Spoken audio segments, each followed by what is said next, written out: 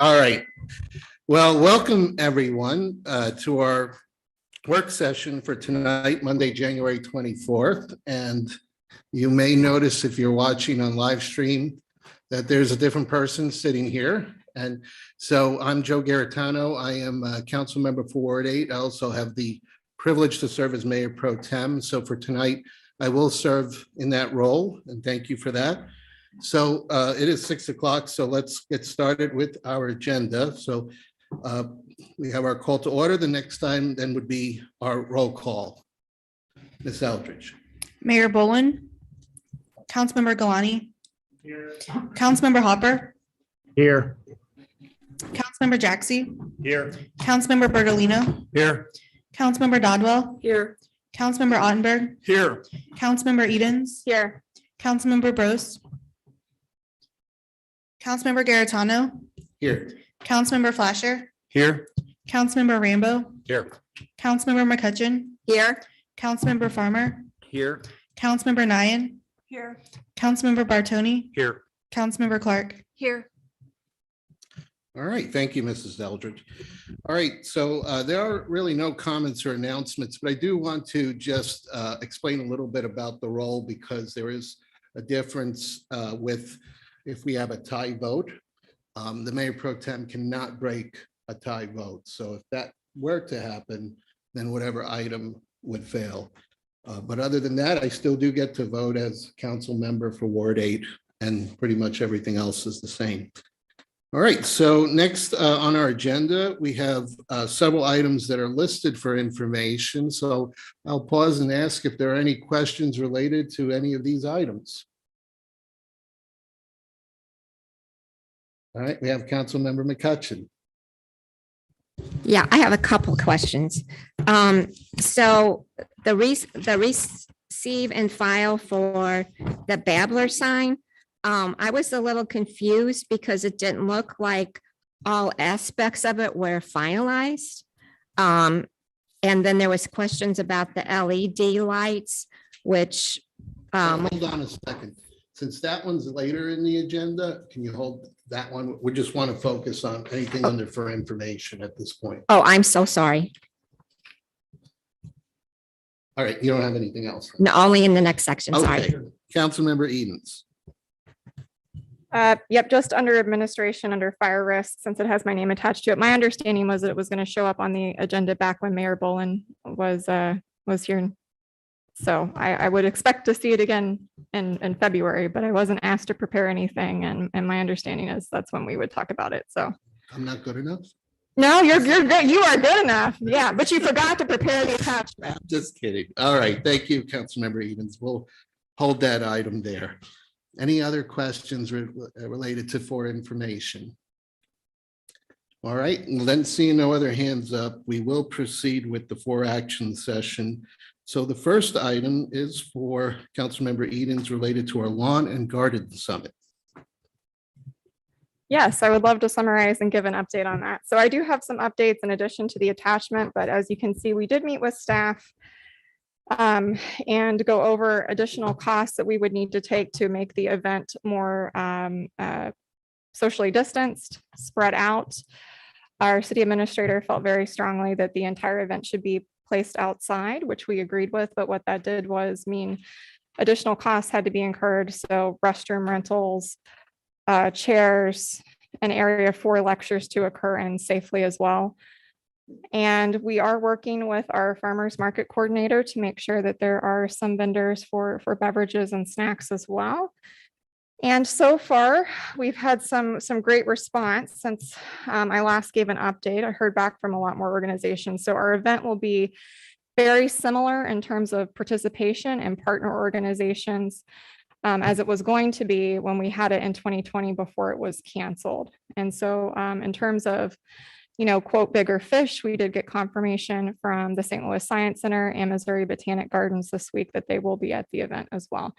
So we've really only had two groups say no. County Parks came back Friday last week and said that they're pausing promoting any of their activities right now because participation was up in December and they're no longer holding children garden events until probably later in the summer. And then fixed supply service is understaffed right now. And so with health concerns, I talked to them today.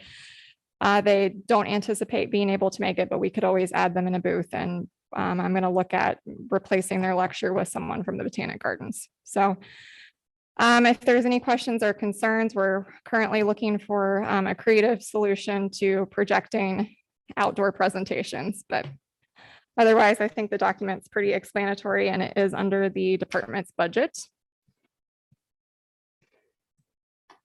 Any Okay, questions? so therefore, what kind of action are you looking for from the council tonight? So we can. Just a simple motion to proceed with All the right. event. So I did see, and this is an opportunity for any questions. I thought I saw a hand first up over here. So Councilmember Dodwell, and then we'll come to Council Members Bartoni and Clark. I just wanted to double check on when the date will open for registration. Yep, so we're no longer requiring for people to register in advance if they want to attend a lecture simply because it is outside. Do I think 40 chairs is enough? No, I don't. That's what was budgeted. So ideally, when we advertise, we're going to have to say seating is limited, first come, first serve. You can always bring a lawn chair. It's not ideal, but that's the best solution we have at the moment. But yep, but no pre-registration, so it makes it easier. Okay, next I have is Councilmember Bartoni. I'll make the motion to go ahead and proceed with the Lawn and Garden Summit. Okay, so we have a motion made by Councilmember Bartoni. Is there a second? Councilmember Edens. All right, do you have any other comment or question, Councilmember Bartoni? Okay, then we'll go to Councilmember Clark, and as you're aware, we got a motion on the floor, so related to the motion.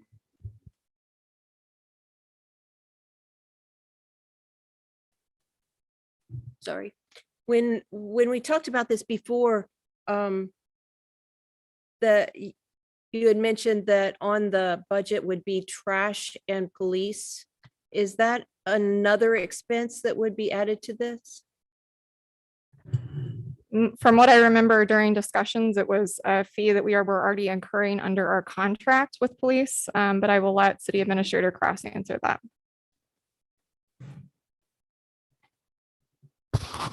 Thank you. No, I think actually those items probably aren't included in this budget. If there's police and if there is overtime, we do pay overtime.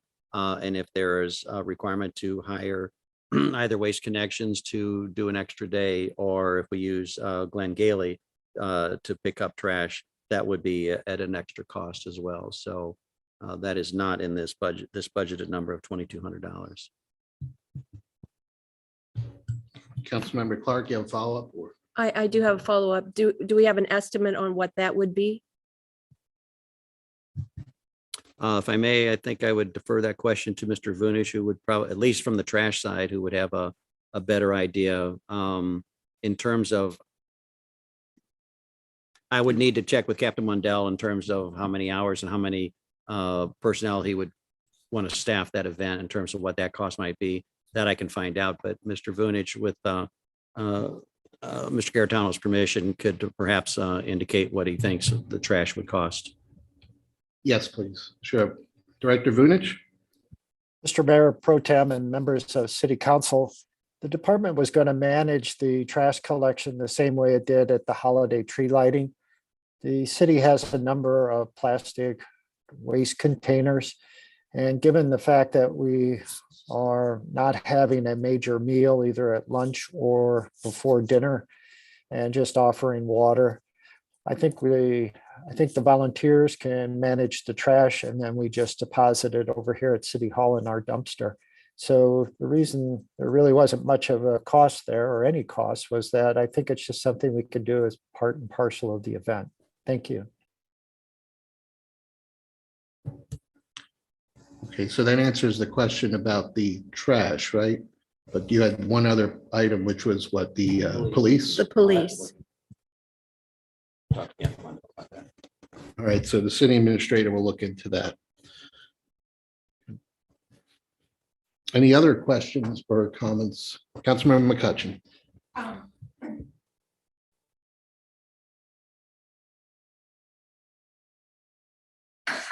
So when we talked about this event the last time, the cost of the winter tree lighting also came up, which was $9,000. That's an economic development event.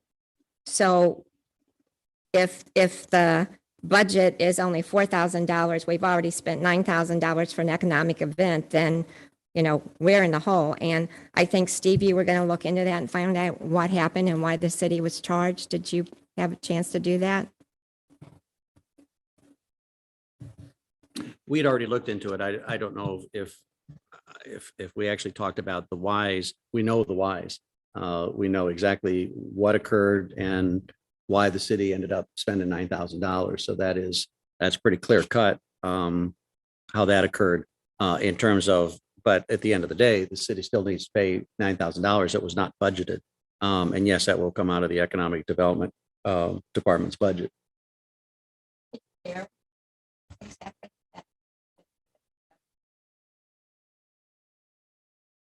Well, it's a combination of a lot of things that added up to that $9,000, but basically that event in the past, it is a Wildwood Business Association event. It's not a City of Wildwood event.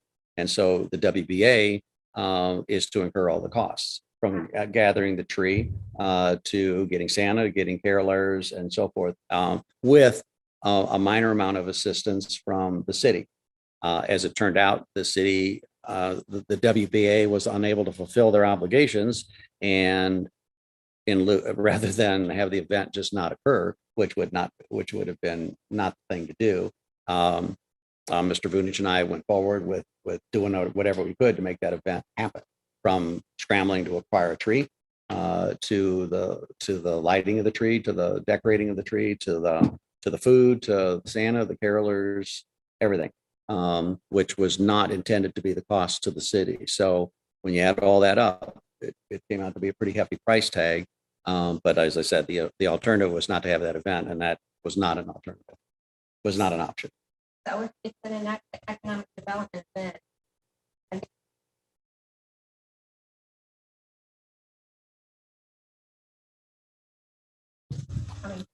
We'll have to do a cost adjustment to the budget, a budget adjustment at some point in time, and come back to the council and ask for that budget adjustment. But it's $9,000 that was budgeted, so it's got to come from somewhere. I have Councilmember Edens wants to respond to that. Yeah, I do just have a point of information too. So when we originally did the event in 2019, I just want to offer a point of information. It was considered a co-sponsored event with the city and the WBA, but we did and were planning on accruing some basic costs simply because the business association didn't have that budget. But I do want to say that, again, that was a December event. And so that is partially on the old fiscal year. Also, do remember, as an entire economic development budget, we had a resignation. The majority of our budget was dedicated to salary, for which we did not have to pay for several months that we were planning. So we did have a savings in the entire economic development budget, but in terms of line items allocated to events, that's where the difference was. What I suspect happened is all the money that we saved got used to balance the budget and fix something else. But in terms of total economic development budget, even with spending that, we're still under what we were originally allocated because we had a staff resignation and we had budgeted for salary. So we're not way over in terms of the grand scheme, but I understand your concerns, but I would still like to stay on topic for this event.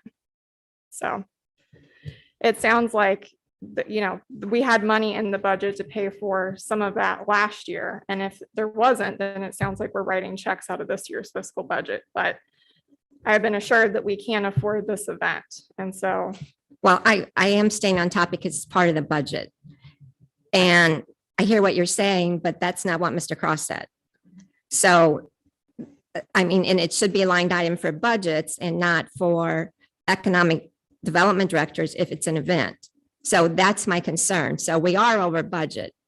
And the mayor's priority has been trying to make events as close to budget neutral as possible. So That's my concern. I get it, but we're talking about an event that is $2,268 right now, plus police. I mean, this is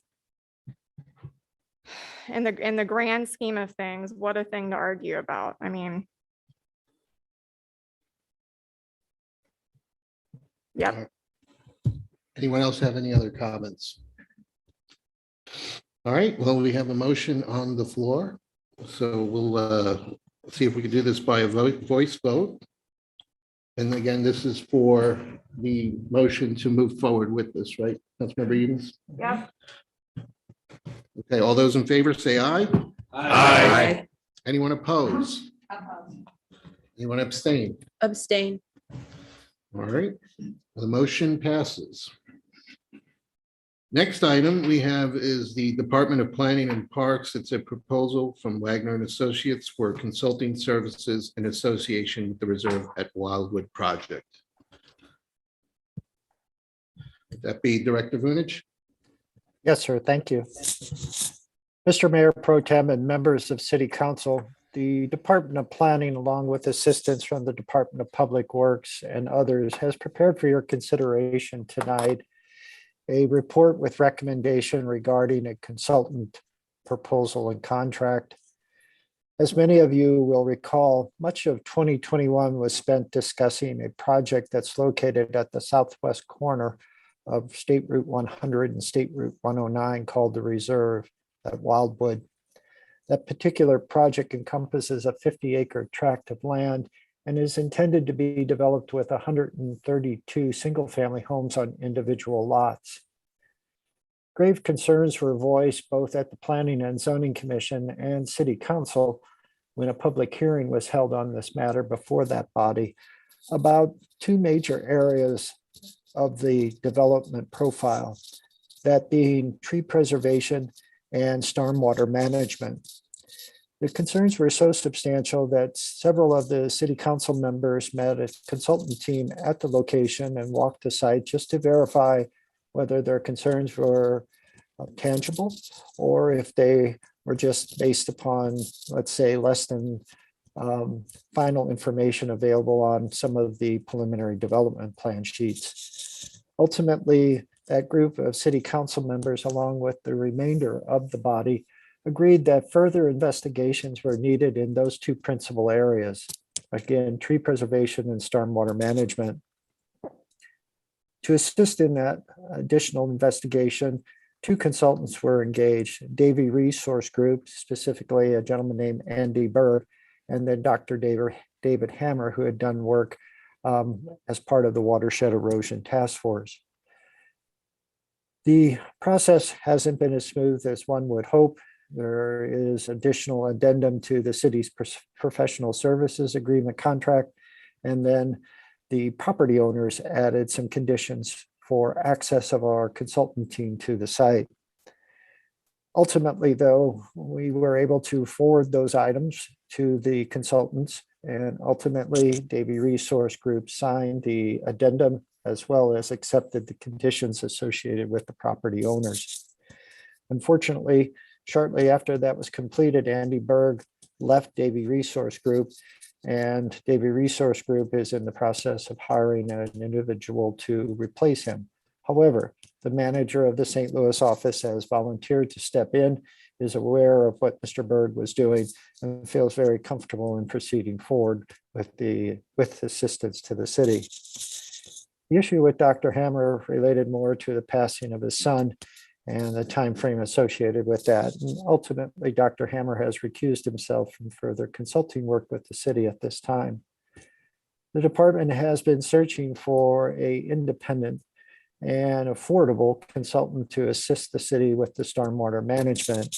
And tonight, as part of the report on this matter, it is recommending Todd Wagner of Wagner and Associates.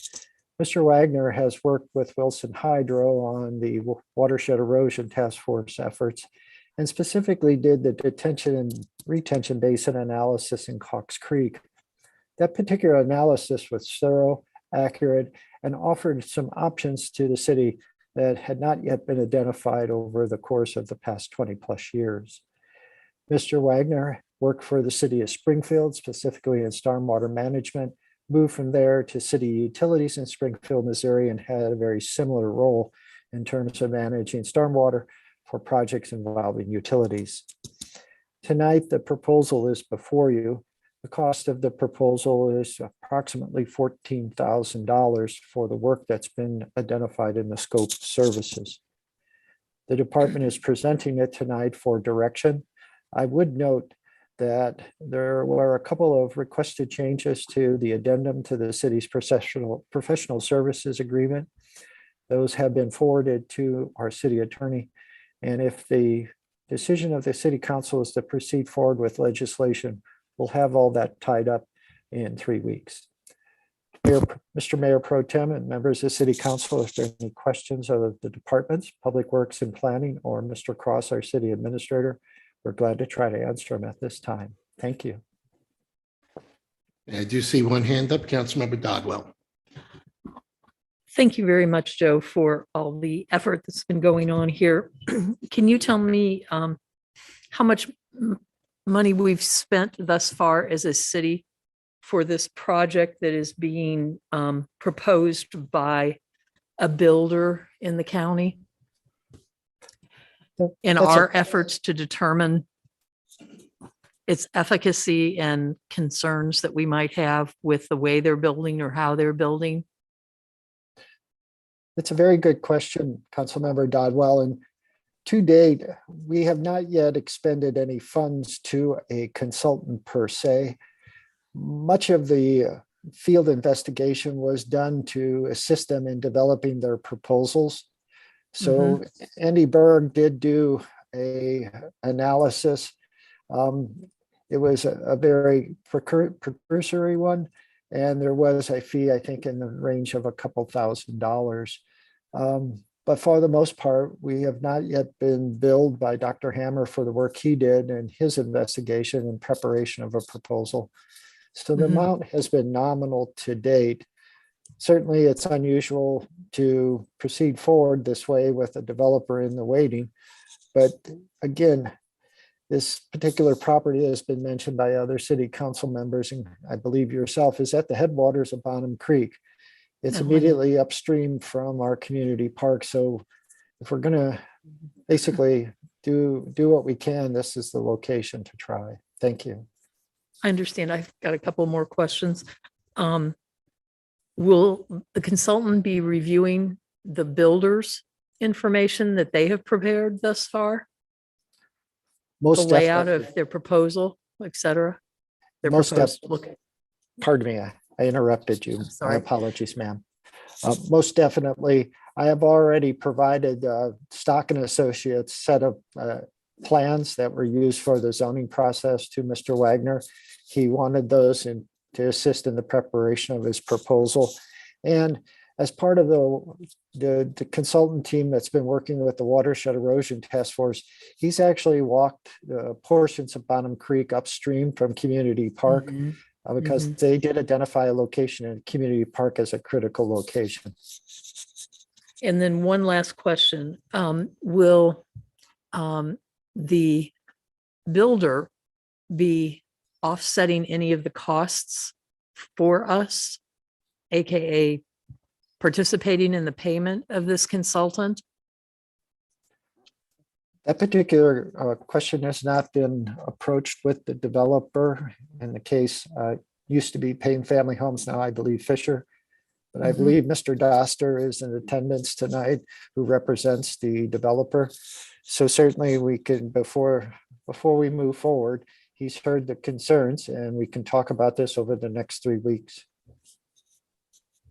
I guess I would just think that the developer would want to work in tandem with the city and help offset some of those costs for them to make the profit that they will be making off of the development of this particular piece of property. So I'll let you handle that particular issue. Well, thank you, ma'am. I'll bring Mr. Cross along with me. He's pretty good at negotiating. Good. If you want me there, I can sit in the corner and be real quiet until you really need me. You're always welcome, ma'am.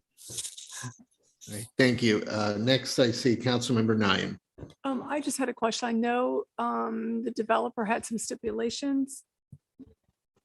Just make sure you have your microphone It's on. turned on and close to you. Yeah, I noticed it was a little Okay, quiet. sorry. I can really talk loud even without the microphone, but, oh, they can't hear me. Okay. I know the developer had some stipulations in allowing any consultants onto the property. Have those stipulations been agreed to by this new consultant? Like, I thought there was something we were trying to get agreed with that they would allow us on. Am I wrong on that? Can you not hear me?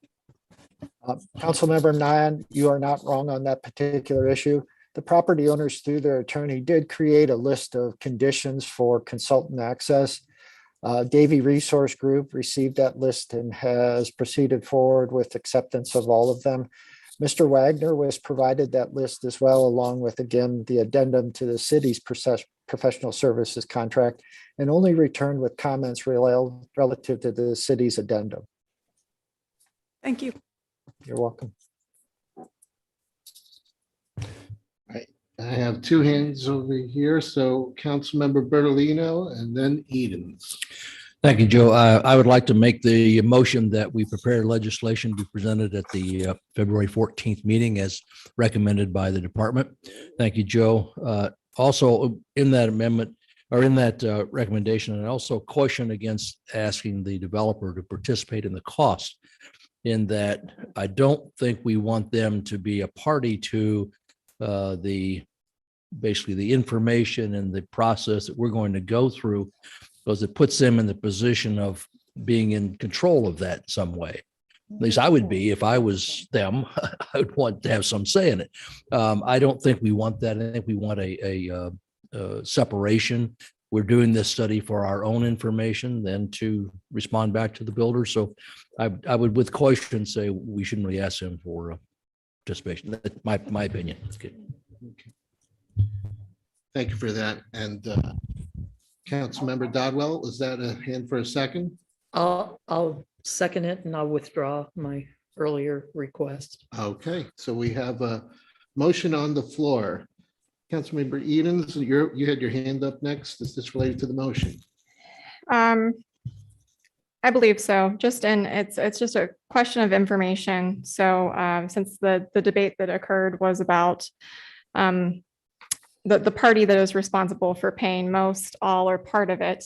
And it seems to me that under C, technical analysis, et cetera, that a lot of that information is, although it is specific to looking at the site plan, is helpful generic baseline information that could be used and applied to future developments or land use in the future. Would that be correct? That it's information beyond just spending it on this one particular plan in front of us? With the permission of Mr. Mayor Pro Tem, Ms. Edens, I think that's part of the goal of the group that went out to the site and ultimately the discussion held at City Council, is that knowing what we know about stormwater runoff and the erosion characteristics in Wildwood, if we can figure out a way to improve on MSD regulations and the standard practices of many engineering companies in the region, then we've done a service to everybody in the region and to ourselves as well. So I have my fingers crossed on that, so to speak. Thank you. Okay, that's how I had interpreted it as well. And that alleviated some of the concerns that I had, that I was investing in the plans of a private corporation that may or may not succeed, that this is really beneficial to all parties involved. Thank you. All right, see no other hands up. We have a motion on the floor, so we'll do another voice vote here. Mayor Pro Tem, can I clarify the motion? Sure. Is it to proceed forward with legislation as recommended by the department? Like there's no other changes to what the department recommended? I'll ask the maker and second. Yeah, I'm trying to quote Joe's words from his recommendation. And the motion was that the council would advance for the preparation of legislation to be presented at the February 14th meeting of the council. And I believe Joe said there are some amendments to the agreement that are outstanding that you think will be resolved before the 14th, if I heard you right. That's correct, Mr. Bertolino, Mr.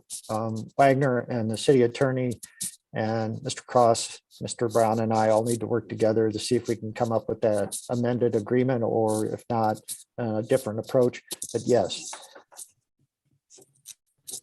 All right, thank you for that. So now that we have the motion read, we'll do a voice vote. All those in favor, say aye.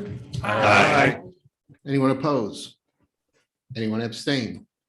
Motion passes. Move on to the next section of our agenda, which is miscellaneous. We have a receive and file item here. This is a recommendation report regarding the amended site development plan to accommodate the installation of a new monument type sign along State Route 109 frontage for Babbler Elementary School. Would that be Director Vunich? yes, Mr. Mayor Pro Tem, and if necessary, I would ask Ms. Ripito to participate if I miss a fact or overlook an item. First and foremost, the Planning and Zoning Commission has prepared for your consideration and receipt and file the recommendation report regarding the replacement of an existing monument sign with a new type at the same location. And the same location means using the same brick base that's there at this time with the older sign. In this particular case, to respond to Ms. McCutcheon's questions, there were 3 reviews required of this particular sign and its replacement. The first was with the Architectural Review Board. The Architectural Review Board is required to review sign proposals when a Board of Adjustment variance is being requested. And in this case, the existing base and sign is at a 0-foot setback from State Route 109. And that relates just to the age of the structure, the building, the school, and the accessory uses associated with it, like the parking lot and the sign.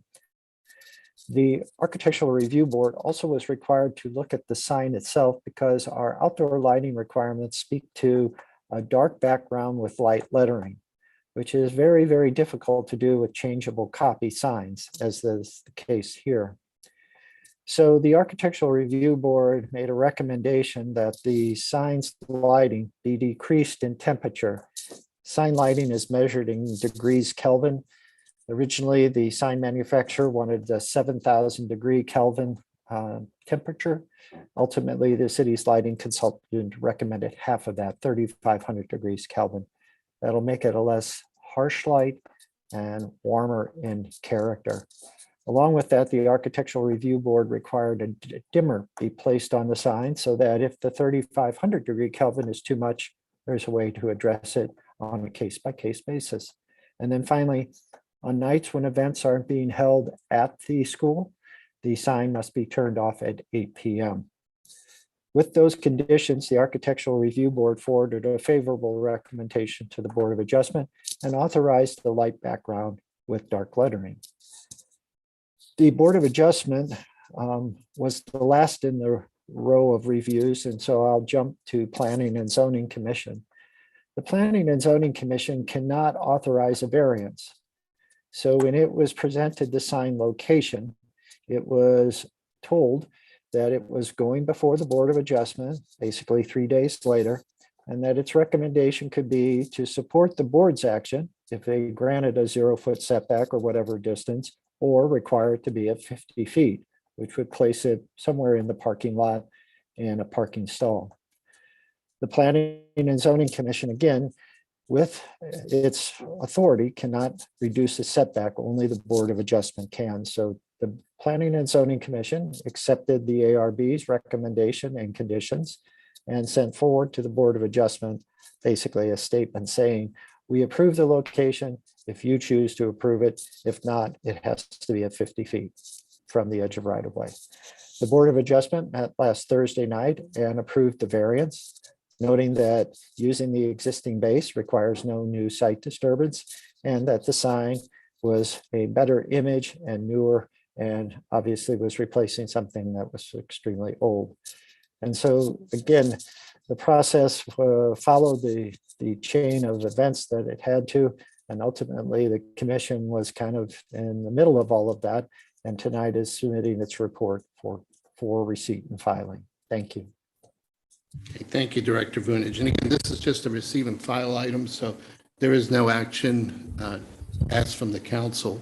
And I know, did you have any question or did you get an answer? Yeah, I got an answer. I was just concerned about the process. And then about us filing our ordinance regarding lighting, so, and the variance. So I have an explanation. Thank you. Thank you, Councilmember McCutcheon. All right, with that, we do have another item that I would like to raise in miscellaneous, and it is a contractual related item. So therefore, would ask if we can get a motion and a second in support of closed session. And this would be related to sealed bids and related documents until the bids are open, and sealed proposals and related documents or any documents related to a negotiated contract until a contract is executed or all proposals are rejected. Subsection 12. And that's RSMO 610.021 subsection 12. So I have a motion made by Councilmember Bartoni and a second by Councilmember Farmer. So for a closed session, yes. Can I just make a, I was going to ask to go into closed session about something else. Do I need to state what that is, or we just, when we're in closed session, we just? I think, I'm not sure, but I think it. You know the subsection, you just name the subsection, you can bring it up into closed session. Yeah, we would need, looking, excuse me. It's what I thought it was, so it's subsection 1. Subsection 1. Okay, so therefore also subsection 1 and subsection 12. So we will have to do a roll call vote. And we are going to have to ask, because we are doing a closed session, we kindly ask our guests that we'll have to ask everyone to leave the room while we're in closed session. And then once we are back out of it, we'll have everyone last. We'll send someone to get you so you can patiently wait outside. So with that, we will need a roll call vote. So Ms. Eldridge? Councilmember Galani, Yes. Councilmember Hopper. Yes. I'm sorry, can you repeat your vote? Yes. Councilmember Jaxi, Yes. Councilmember Bertolino, Yes. Councilmember Dodwell, Yes. Councilmember Ottenberg, Yes. Councilmember Edens, Yes. Councilmember Garitano, Joe? Yes. Councilmember Flasher, Yes. Councilmember Rambo, Yes. Councilmember McCutcheon, Yes. Councilmember Farmer, Yes. Councilmember Nyan, Yes. Councilmember Bartoni, Yes. Councilmember Clark. Yes. Okay, well, we're going to pause for a minute to let Travis do the technical stuff. So again, we will not use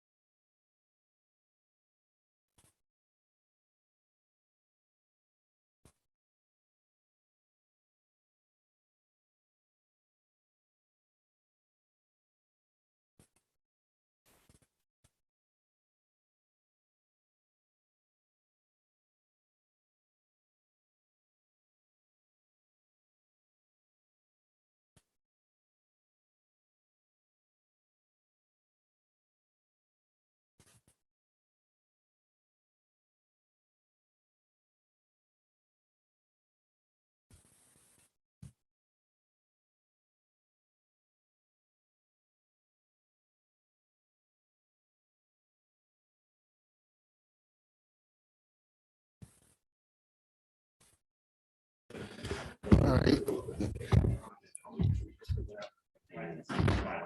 We're gonna get the meeting going, and I want to apologize for the delay for the citizens that came in for tonight's meeting. I thank you for your patience, and I appreciate your understanding.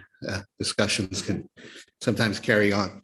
So we are going to adjourn our work session. So with that, can I get a motion for adjournment made by Councilmember Farmer, seconded by Councilmember Nyan?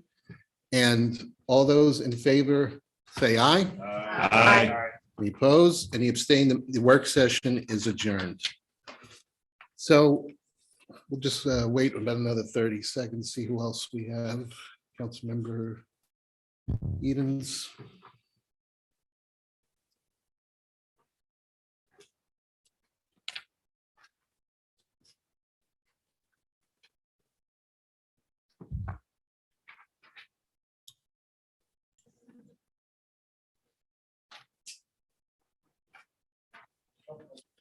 All right, perfect. So we'll get started with our main council meeting for Monday, January 24th. And we'll do a call to order here. And I just want to make an announcement. I'm Councilmember Joe Garitano.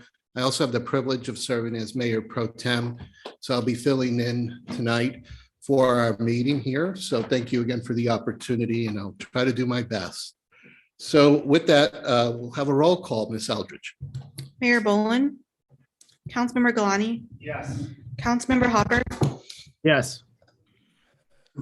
Councilmember Jaxi, Yes. Councilmember Bertolino, Here. Councilmember Dodwell, Yes. Councilmember Ottenberg, Yes. Councilmember Edens. Yes.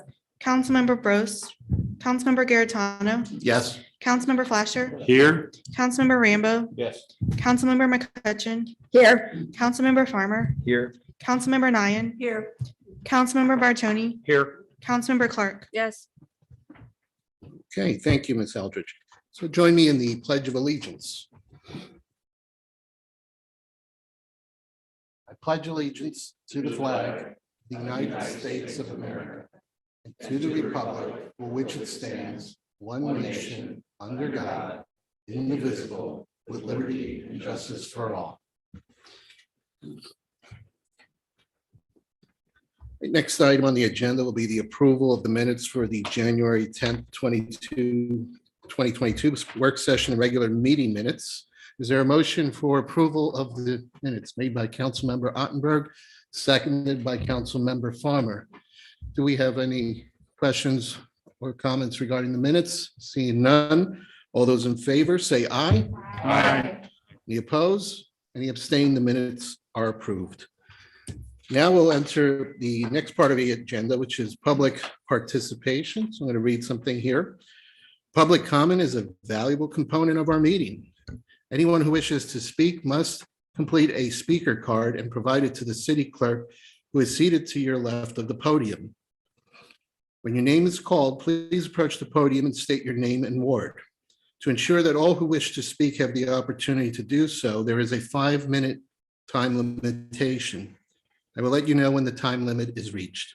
If you have any questions for us, please mention that during your remarks and identify the official you would like to respond. That official will make note of it, and at the conclusion of public participation, any official who chooses to respond will have 3 minutes to do so, as all questions directed to that official. The official may choose to respond to your questions after tonight's meeting. We may also post any responses on the City Council page of our website. Please be respectful to others in making your remarks. Interrupting others and using profane and abusive language are prohibited. I want to thank everyone in advance for following these instructions. And also, if you are online, there is an option to raise your hand or enter a comment if you do wish to speak. So with that, I'll ask Ms. Eldridge, do you have any speaker cards here in the room? And then we'll address those online. Yes, the first speaker card I have is Scott Reichert wishing to comment about Spectrum Internet Project. Okay, welcome, Mr. Riker. Please come on up. Yeah, thank you. Good evening. Again, my name is Scott Richard. I'm at 1023 Orville Wood Lane in Wildwood in Ward 2. So the reason I'm here tonight is based on the limited information I have access to so far is the intention of the RFP for which CTC assisted with was to ensure that high-speed internet coverage for underserved residents, which as I understand is defined as those with no access to services of at least 25 megabits per second download. Is my understanding that my property and many of my neighbors have so far intentionally been excluded from the planned improvements, even though we clearly would meet the definition of being underserved. I want to be clear that to make sure that this council knows that I am underserved. I can only get 10 megabits per second DSL service from AT&T. In my career, I'm an executive for Mercy Health System, and during the pandemic, it was necessary for me to create a pretty extensive patchwork of expensive hotspots with limited bandwidth and limited data usage. I would swap in and out daily to attend Mercy's daily COVID command center meetings that were so important to us. Same time, my daughter's, who was a student at the community college, was struggling with connectivity for her remote classes. So my case isn't unique, but I'm just wanted to make the case that we definitely are underserved and we don't have options there. So admittedly, our subdivision has rural, isolated terrain, and but we are surrounded by spectrum service. Almost we can touch it. It just surrounds us all around. So that would appear to present ample opportunity for extend service to us. And I also understand that AT&T no longer provisions new DSL services, leaving likely future home sites with no options for internet at all. So my plea is that this council needs to meet its commitment to us and to ensure that we are included in the project. I also understand that the council approved the contract that with no guarantee that my area be included. And I just want to make it very clear that I find that totally unacceptable. And I have no confidence that the work for our area will be completed unless it is funded at the same time as the rest of the city. So I'm very cautious about letting this go and saying we'll cover this later, because I don't think that's going to happen. I'm personally frustrated because I attended multiple rural internet access committees here in the room next door and have advocated repeatedly not to forget Ward 2 east of 109, even though much of the conversation was always about territory west of 109. So it's frustrating that that's exactly seems to be what happened, is that our area was disregarded. So I feel disenfranchised from the whole process and even denied the ability to see what the coverage map is. I know that's not, as far as I know, that's not available to the public. I understand the contract was signed, the map is the map, but yet I can't see really what's covered. I just know secondhand from my council member that as of now, we understand that our area is not covered. I also don't understand the rationale or logic that was used to exclude my neighborhood from the plan, even though we clearly are underserved. So again, to summarize, as I understand, Ward 2 was wholly excluded from the current plan project. My question for City Administrator Steve Cross is this: knowing that we by all definitions meet the criteria for being underserved, will we be included in the planned rollout with all due haste? And if you can't answer that with certainty, please explain why we deserve it less than other areas included in Ward 1 and Ward 6. Thank you. Thank you, Ms. Richard. All right, we'll continue with the public comments right now. Next speaker. The next speaker card is from Jacqueline Gavin, wishing to comment about the internet access project.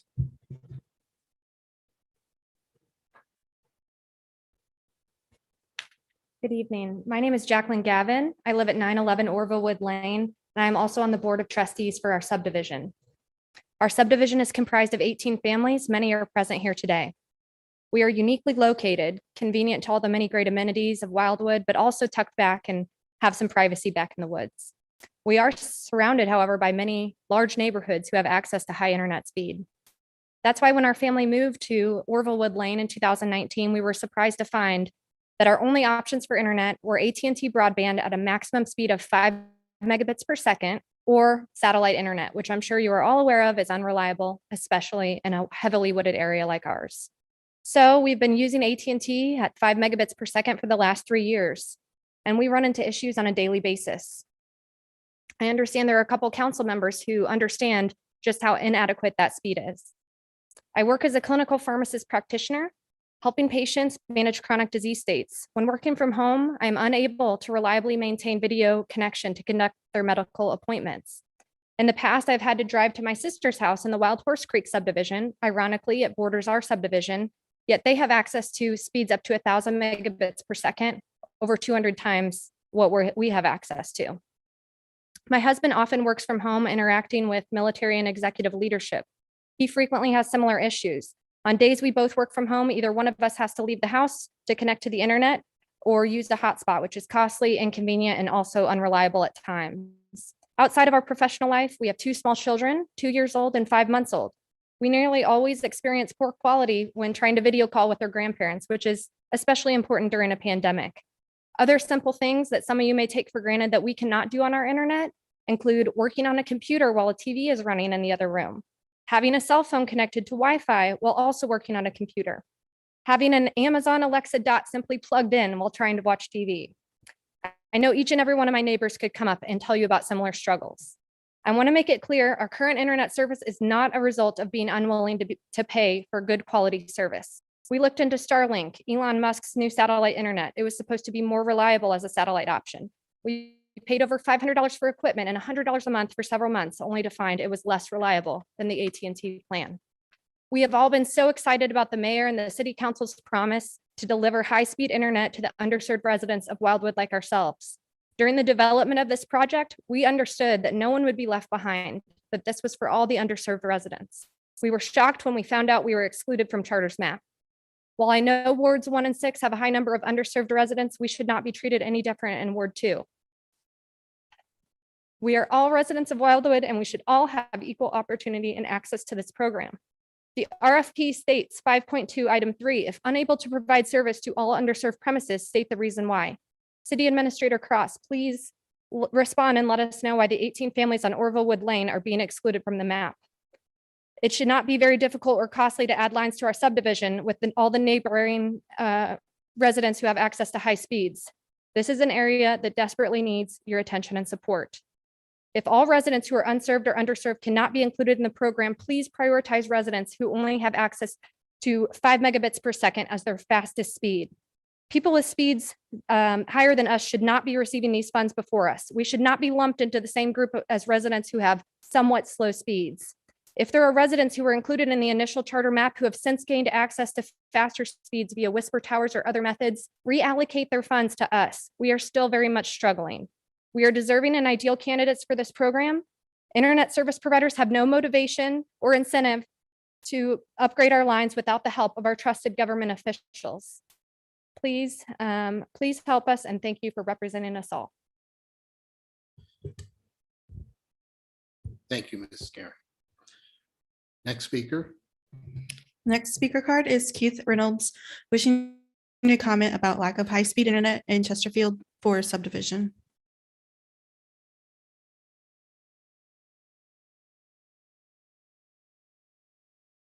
Good evening. My name is Keith Reynolds. I'm in Ward 2, Chesterfield Subdivision. I am representing my fellow members of the subdivision. I can repeat almost word by word everything that you've just heard here. We are a rural subdivision. We are on septic systems. We have to get our water from 630-foot deep wells. We own our own roads, and some of us this Christmas had to forego some gifts for others because we had to pay for a nice 2-inch overlay. So we are rural. Yes, we sit right in the middle of all these other nice subdivisions to have gotten the expensive, the 100 plus megabit services. We feel discriminated against. I would like to know I consider myself a critical thinker. I rely upon data, information from reliable sources, and make decisions based on that. I as a citizen of Wildwood, would like to know what data was used to exclude us, my fellow neighbors as well, so that we have a chance to go back and claim our fair share to the 100 megabit per second high-speed internet. What do I need to do? Thank you. Thank you, Mr. Reynolds. All right, are there any speakers here in the room left? Yeah, I have one more speaker card left.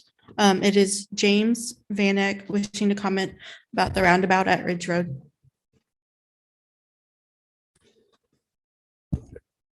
Good evening, everybody. I'll don't have any written comments. I'll try to speak extemporaneously, which I'm awful at doing. But maybe I should introduce myself first. I live at 708 Lakeshore Manor Court. That's Ward 7. And my son Brock was the individual that was hit crossing the crosswalk on November 8th, south of Ridge Road on Old State. I'm obviously here to speak in favor of the motion to seek funding from the East-West Gateway Council to fund that project. It's a key project. It's a central project for any future improvements to Old State, which is in obviously it's been in a state of needing improvement for a long time. 2011, I believe, was the first attempt to update the road. It was voted down. So here we are at 2022. We had an attempt last year to do the same. I do want to say that I'm appreciative of people of the city council, the city staff, Steve Cross, Rick Brown, mayor, for taking quick leadership to address this issue. Councilman Harder with the county. So we are very appreciative. We just feel that there's a real need to address this issue and address it quickly because it's been so long and that this issue has been kind of unaddressed. And so I've heard that last year when this came to the council, that there were people in other wards that were suggesting that perhaps this project wasn't needed. And I hope that that argument has been put to rest by my son's accident. It is absolutely needed. It's a very dangerous road. Pedestrian, cyclist, motorist. It doesn't, there's no discrimination on that road as far as, how you're accessing that road. And so that argument's hopefully been put to rest. It's absolutely needed. And the other thing I want to address is that even if this proposal is voted down this time around, there is still important information that can be used from the denial of the project. And to go back to my military days, it's kind of like an after action report. You go back and you figure out, where you're lacking and how you can improve that proposal so that next year, when hopefully there's more money available from the recent federal funding for infrastructure, that will even have more information and be in a better position to know how perhaps to package the proposal so that we will get a positive response. I want to thank you all for the opportunity to address you, and hopefully this will go through this time. Thank you very much. Thank you, Mr. Vanek. Okay, any other speaker cards in here? All right, I am aware we do have one speaker on Zoom. Is that correct, Travis? Pro Tem, we do have two speakers. It appears Dr. Ken Remington raised his hand. Okay. All right, well, let's have Dr. Remy join the Zoom.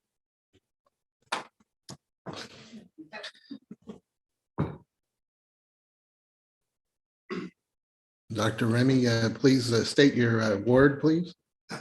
Hi, Ken Remy, formerly of the best ward in the city of Wildwood, Ward 3, formerly of Wildwood Meadows. I just wanted to join you tonight, not because I don't have anything up better to do on a Monday night, but because whether I'm 600 miles away, you guys still have my heart. And I wanted to say thank you to this council for last vote on bill number 2660, which was to support an aspect to evaluate Cox Creek. I think this is a great thing, and I think I would ask the question to every member of this council. If we still believe, and do you still believe, that the two biggest issues facing this city right now are rolling out an implementation of improving the internet access for the rest of the city, as well as the erosion issues? And if you still believe that, then I would say the work is not done just by passing that bill. It's been said that a river cuts through rock, not because of its power, but because of its persistence. That's erosion. And this council needs to stop that persistence of that water by continuing to stay on top of all of the different aspects that are unfortunately challenging those that live at different locales in Ward 1, Ward 2, Ward 3, Ward 4, Ward 5, Ward 6, Ward 7, and Ward 8 that will impact our infrastructure, people's homes as time goes on. So just because the bill was passed, and I'm most appreciative of that, I would just say to these wonderful council members, and I appreciate all of you for what you do, please stay on top of this issue, allocate funds, consider a mid-year budget. This is a major undertaking, a major project, and I know that the citizens in each of your wards will be affected and are affected, and we need to just continue to stay on that. Otherwise, it's great to see you guys. Thanks for the opportunity. Thank you, Dr. Remy. Okay, we have one more speaker on Zoom. Yes, Mr. Pro Tem, Mr. Mabry has raised his hand. All right, we can bring Mr. Mabry on.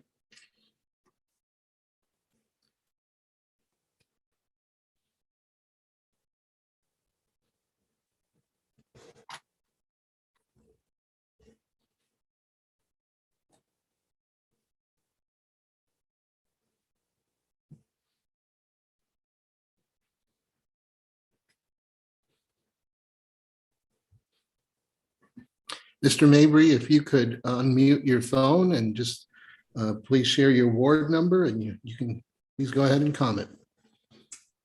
Why, yes, certainly. I see my name listed, and I wouldn't mind providing a video, just so you're not talking to a black screen. Yes, you can do that if you can. I'll start video. I'll start my video. Okay. Yeah. How are we doing? Okay, we can see you now. Thank you. I'm Bob Mabry with my wife, Betty. I'm here. Hello. We're here to speak of, as our neighbors have, about the Spectrum Internet project. And as is Jacqueline Gavin, I'm a trustee for the subdivision. And as residents here, what became the city of Wildwood, we've been here a third of a century, and we built in this deeply wooded, now 50-year-old large lot subdivision. And as Jacqueline mentioned, there's 18 homes, and all but two, well, actually only one has benefit of city water. All the rest of us are on wells and septic tanks. And one, my next door neighbor, has propane trucked in. We, of course, spend a healthy amount for maintaining our own private roads. But these are large lot parcels of what is characterized as non-urban rural lots, 3 to 37 acre parcels. Very steep topography. It's called charmingly treacherous to drive on, even in normal weather. And this is the same conditions as the entire 3 mile distance that Orville Road covers between Etherton and Shepherd. It's not really on the way to or from anywhere. We don't see an awful lot of cut through shortcut traffic at all. So you wouldn't have occasion really to know that our subdivision even exists unless you had a reason to really want to apply the hills and crests to get there. Our current broadband service uses landline telephone wiring, which provides less than half the minimum, as you've heard characterized by the other two speakers from Wildwood Subdivision. And we do understand exactly the same conditions exist catty corner to us in one of the other large lot subdivisions that came around a few years after we moved in. It's less than half that definition for underserved being 25 megs per second. We have shared the same experiences as our neighbors, and we continue to. They've had to run an entirely brand new set of phone lines in after 30 years. But we still have to call occasions when service is degraded. We've learned only recently about the really, frankly, inexplicable reversal in the direction to not include our subdivision in this program, especially since the very encouraging developments last year that we heard the city had secured federal funding, allowing the critical initiative to really move ahead. Despite documentation and clear qualification for these crucial service improvements, our subdivision has been eliminated from inclusion by either Spectrum Charter or the city, or was never considered and even researched by the contractor in developing their just recently awarded contract. So this is not only not understandable, but it's also exceptionally inequitable and markedly discouraging that my city is permitting this denial of these more than deserved services. We have asked, but have been unable to find any reference to changes in criteria that validates summarily removing our area from being included. And despite repeated requests, we've been offered no legitimate explanation or details surrounding these decisions that make us feel like we're out of line in demanding that Wildwood Subdivision be included in the high-speed internet services improvements in exactly the same manner and timing as any similar rural areas in other wards that this contractor has been focusing on. So Mr. Mayor, we're coming up on 5 minutes right now. So I'll have to ask if you just have a little bit left here or if you want to conclude your remarks. I've said really all there is to say. I've got no questions. Really is beyond questions. Thank you for the opportunity to speak. Thank you, Mr. Mabry. Any other speakers? All right. And thank you to all our speakers tonight. I will ask if there's any official responses at this time. You will have a question. You have to have a question directed at you. So I believe I heard it was Mr. Cross, but I don't believe any other council members were asked. I believe former council member Remy did. Pardon. Yeah, okay. Former council member Remy did ask all of us if we still considered internet to be a priority. So I would like to build my comments based around that question. And I do believe I have a foot in the door to speak. You'll have 3 minutes. Oh, goodness, 3 minutes. Okay. All right. Well, I want to thank my residents for speaking very eloquently. I appreciate them coming out, and I appreciate the slew of emails that we did in fact receive. And so the point is that if you didn't realize how bad the situation was in areas of Ward 2, good afternoon. I hope your eyes are open. If you sat through any of the RIAC committee names, or now it's just IAC, and committee meetings and didn't understand that there was a problem in Ward 2, you missed a good portion of the discussion and part of the point. If you were a liaison and did not understand that there was a significant problem, or a staff member that did not understand that there is a problem in Ward 2 and thought that the complaint was slow internet and just 10 devices that wouldn't stream, you also missed the point.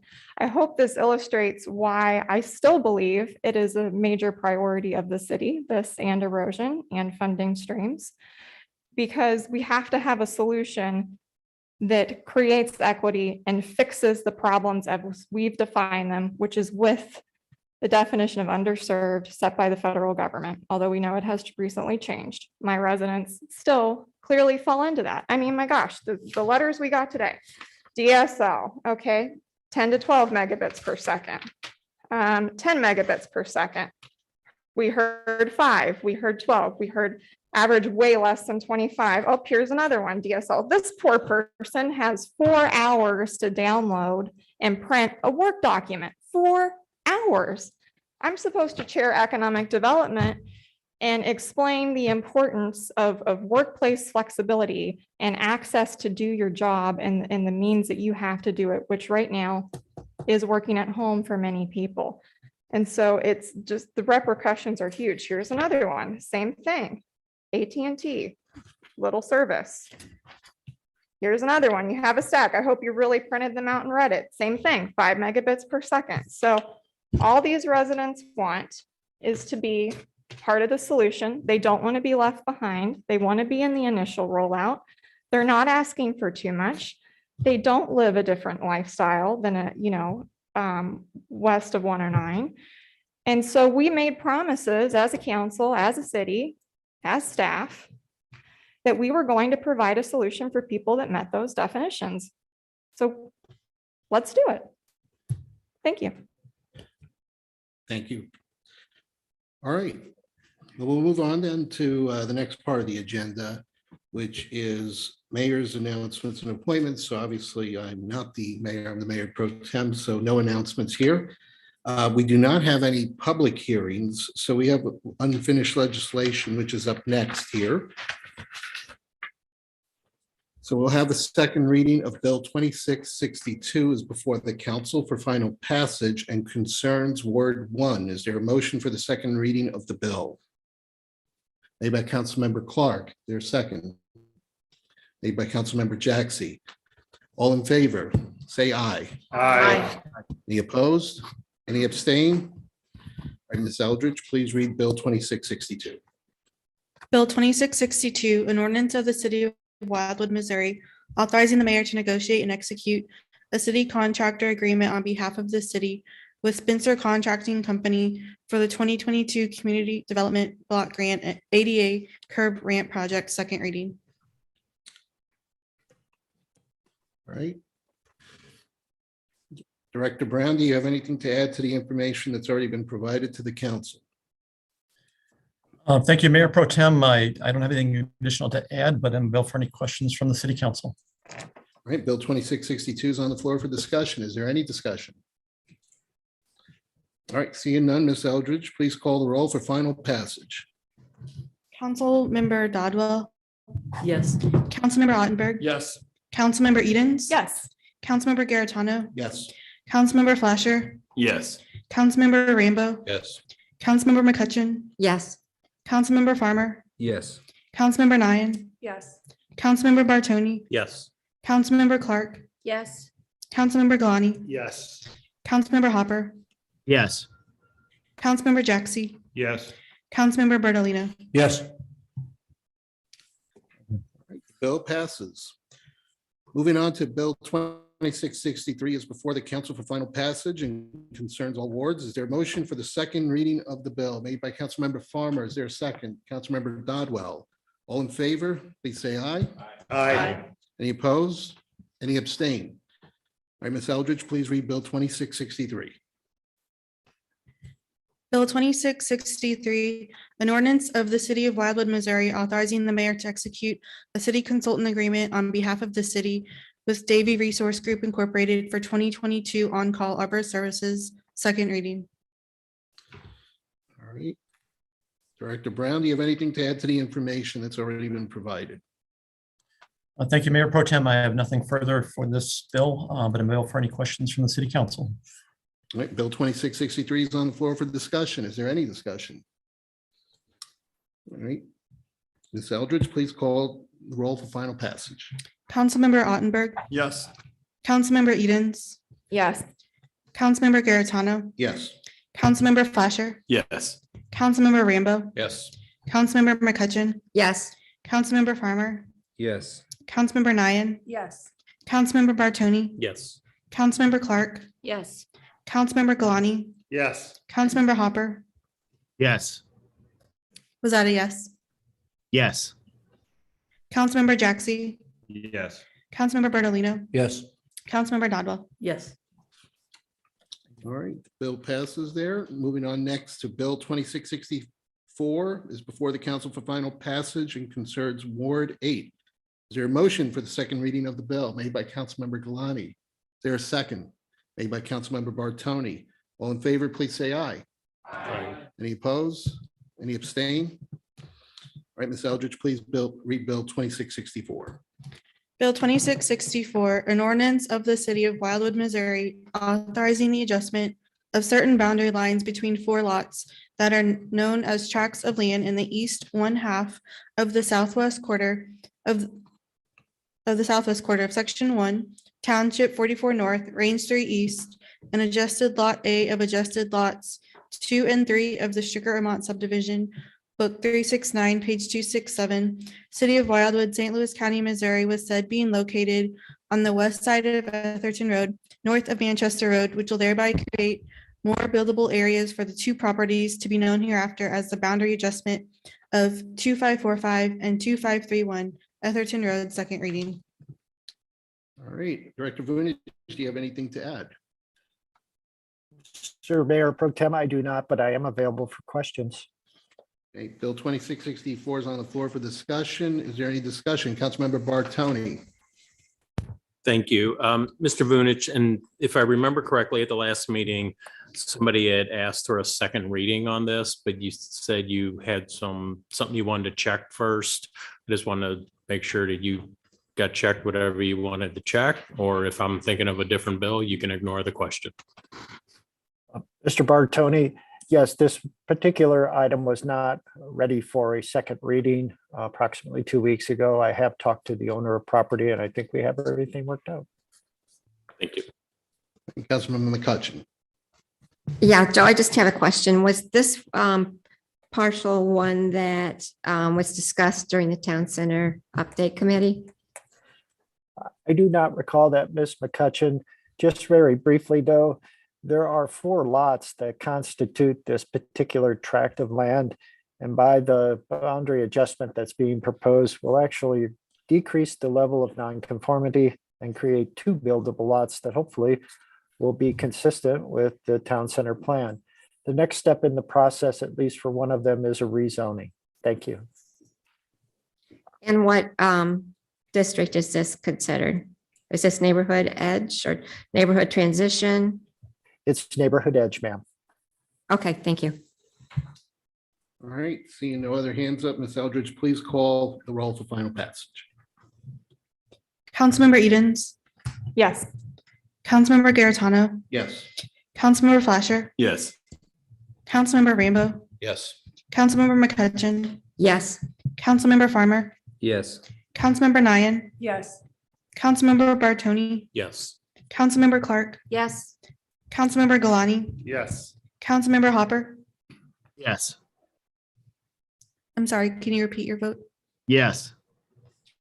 Councilmember Jaxi, Yes. Councilmember Bertolino, Yes. Councilmember Dodwell, Yes. Councilmember Ottenberg. Yes.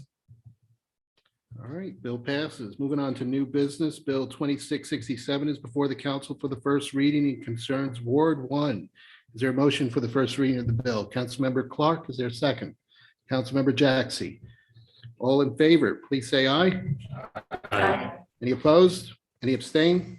Ms. Eldridge, please read Bill 2667. Bill 2667, an ordinance of the city of Wildwood, Missouri, authorizing the mayor to execute the attached deed exhibit and other documentation, which will thereby grant a 200 square foot easement onto a public property to the Union Electric Company doing business as Ameren, Missouri, which is to be located on a portion of Cone Park, abutting South Atherton Road, to accommodate the relocation of a utility pole that has become a traffic hazard. First reading. Director Vunish, do you have anything to add to the information? Mr. Mayor Pro Tem and members of City Council, with the assistance of Mr. Newberry or Mr. Ripito, As you know, Cone Park is located on South Etherton Road and borders the railroad to the north. As you are also aware, South Etherton Road is somewhat narrow, and the petitioner in this case, Ameren, Missouri, would like to create an easement, which is shown on the next slide. The easement is 200 square feet in area and would allow the utility pole to be relocated from the edge of pavement where people continue to hit it. If there are any questions, the department would be glad to answer them. Okay, Councilmember Bertolino. Yeah, one of them will answer you. Thanks, Joe. My only question is, Joe, I know that Ameren's doing a lot of pole replacement on 109 and going down the hill. Is this part of that project, and do you need a second reading on this? To your first question, Councilmember Bertolino, I would defer that to Rick Brown. He's been working very closely with Ameren, Missouri regarding the Route 109 project. And actually, I think the pole's been relocated after the last time it was hit and cracked. So I do not need a second reading.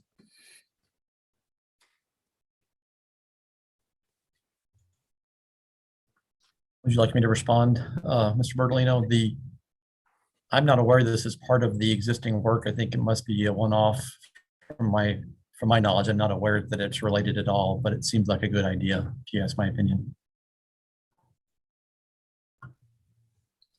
Hey, any other questions? Councilmember Clark. Yeah, I'm just wondering if on these easements, these additional easements that UE is asking for, if there's any way for us to add some kind of verbiage that addresses the trees, and even if they're not grand trees, and the smaller vegetation that would be under the trees, and we are really losing a lot around Wildwood. I've had complaints that especially under power lines, that trees have been removed and not replaced. And since we as residents must, abide by the rules of the grand tree plan, can we add something to all of these easements? Like this area, I'm not sure exactly where the 200 square feet is located. When I drove by, I couldn't tell exactly where that was, but there's trees over there. And if they take them out, is there some way we can ask them to make replacements of trees or some kind of approved vegetation? Director Vunich, would you like to take that? Ms. Clark, since there will not be a second reading tonight and final passage will not occur, this will give us an opportunity to talk with City Attorney Young and City Administrator Cross and the Director of Public Works, Rick Brown, to see if there is something that we can do. I know that tree clearing from the perspective of public utilities is highly protected by federal law, but we'll see what we can do and we'll have an answer for you, hopefully in 3 weeks. Thank you. You're welcome, ma'am. All right, no other questions here. So this bill will be on the agenda for our next meeting. Bill 2668 is before the council for first reading and concerns Ward 6. Is there a motion for the first reading of the bill? Councilmember Jaxie, seconded by Councilmember Rambo. All in favor, please say aye. Aye. Any opposed? Any abstain? All right, Ms. Eldridge, please read Bill 2668. Bill 2668, an ordinance of the City of Wildwood, Missouri, authorizing the approval of a record plat for a 3-lot minor subdivision of property, each parcel of ground exceeding 12 acres in size and generally being located on the west side of Manchester Road, north of its intersection with Melrose Road, to be known as Zeisser Farms subdivision, first reading. All right, Director Vunich, do you have anything to add? Again, thank you, Mr. Mayor Pro Tem. With the assistance of Ms. Ripito and Mr. Newberry, the department is providing you an aerial photograph of the particular location of the minor subdivision. As you can see, it's a rather large tract of land, actually exceeding 40 acres in size. On the next slide,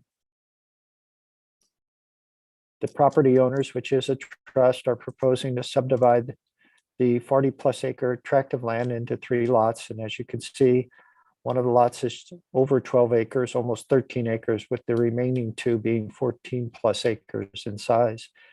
As noted in the bill, the lake that exists on the property is to be retained on Lot 2, which is good because then there is no need to create easements for maintenance over property lines, which sometimes happens in these cases. If there are any questions, the department would be glad to answer them. And thank you to Ms. Ripito and Mr. Newberry.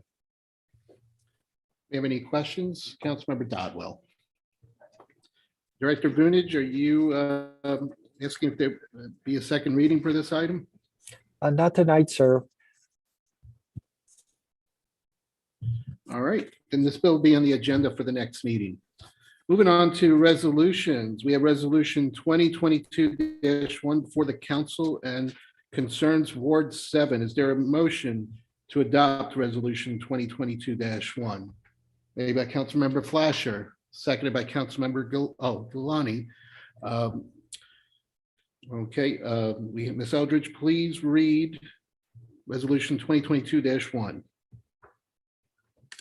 Resolution number 2022-1, a resolution by the council of the city of Wildwood, Missouri, authorizing submission of a joint application with St. Louis County and the city of Ellisville to the East-West Gateway Council of Governments and the Missouri Department of Transportation for federal funding of a capital project to construct a new roundabout on Old State Road at Ridge Road under the Surface Transportation Program sub-allocated STP-S funding program for the St. Louis region. All right, Director Brown, do you have anything to add? Yes, thank you, Mayor Pro Tem. I would like to point out to the council that some things have changed since we originally added this project as a resolution for approval and consideration. Last Friday, I attended a meeting with the East-West Gateway Council staff and St. Louis County, and that was followed by a subsequent meeting with St. Louis County staff and myself and Director or City Administrator Cross. And the gist of those meetings were that St. Louis County, unfortunately, is not willing to participate in a funding application at this time for this project. It's felt that the application would not score any higher than it did in 2018 and 2021. Both times it was not successful. So at this time, on the basis of those meetings on Friday, the department is not recommending moving forward with this resolution and the subsequent funding application. We are, based on the feedback we got from St. Louis County, recommending that we pursue working with them towards potentially a subsequent application, possibly next year. Their recommendation was that they felt that if this was combined with potentially the resurfacing of Old State Road, it would score more favorably at a future time. And based on their budget constraints, they did not have monies available at this time to proceed with an application for this project. So unfortunately, the department is not recommending moving forward with this resolution at this time. I would defer to our city attorney or City Administrator Cross if it's necessary to request a motion to postpone this indefinitely, or what the best direction is at this point in time.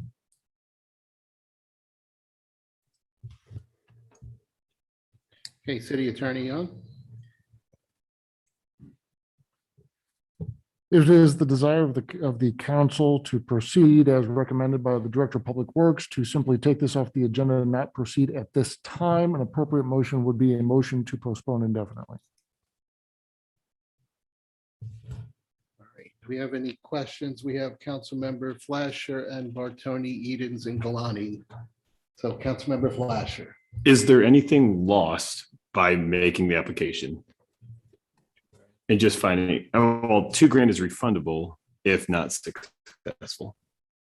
All right, so we don't. Well, if I, maybe a point of information, it sounds like they would have to be corrected, the application, so that it would only be the 2 cities, Ellisville and Wildwood, assuming Ellisville is still on board, knowing a third parties pull out.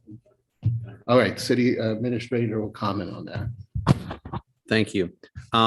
The intent, if we went forward with this application with the East-West Gateway, was that the 50%, because we were going to go in at a 50-50 for 50% grant, 50% to be split between St. Louis County, City of Ellisville, City of Wildwood. So therefore, for a project this size of approximately $2.4 million, the 1.2 million that would be shared by the county and Ellisville and Wildwood would be split a third. The county has said that they do not have it in their budget, and therefore they would not be party to that, which means then that the $1.2 million then would be shared between Ellisville and City of Wildwood at approximately $600,000. The city administrator of Ellisville has told me they will not approve that. Last year, in 2021, when we went forward with an 80-20 with Ellisville said that they would spend, their council approved up to $250,000. They will not go for $600,000, so they won't participate in it, which means the entire cost of that $1.2 million would fall on the city then, if we were to go forward with an application, which is exactly why Director Brown is recommending that at this time not to go forward with it, because, and again, as part of the meeting that took place last Friday, there just aren't enough points. It would be, I mean, we could do it certainly, but it would be an exercise of futility, because they basically said it won't pass East-West gateways. It just doesn't score enough points from a traffic safety perspective. However, they did say, the county said that if we waited 1 year, that allows them, they have some budget things that they might be able to work out. And it was much more likely that they would participate a year from now versus now. Can I call that up? So let's say there was another accident like there was before there, then suddenly we might score higher. Is that basically what they're telling us? And I'm not saying it's your guys' fault. I'm saying from the county perspective. Well, from the county's perspective, and from East-West, there have been a little over 5 accidents in 5 years at that intersection at Ridge Road and Old State Road. So to the county, they're saying they have other needs throughout St. Louis County that far and away exceed that. There are, number one, there are accidents, injuries, and fatalities. At the end, the history at that particular intersection in terms of crashes are pretty much, there have been no injuries at all. One was simply somebody falling asleep and running off the side of the road, and some minor rear end fender benders. But the county has said that there's just, they have their needs throughout the county. There's places that are far more dangerous where they would put their money. All right, Councilmember Bartone. Thank you. Excuse me. This is really heartbreaking and disappointing, and not through anybody up here. You know, we have a gentleman here whose son was hit by a car, and we have our neighboring city and the county we participate in putting a price tag on his son, and his son's evidently not worth enough. And that is heartbreaking for all of us up here. Rick, you mentioned that we would score higher, or the application would score higher if I guess if the entire road was resurfaced, if I heard him correctly, or is that what it was? And what's the schedule for that? Is that like, hey, we can, you know, does the county have that in their budget to do that next year, or is that just like a pipe dream, or do we even know? The city administrator respond.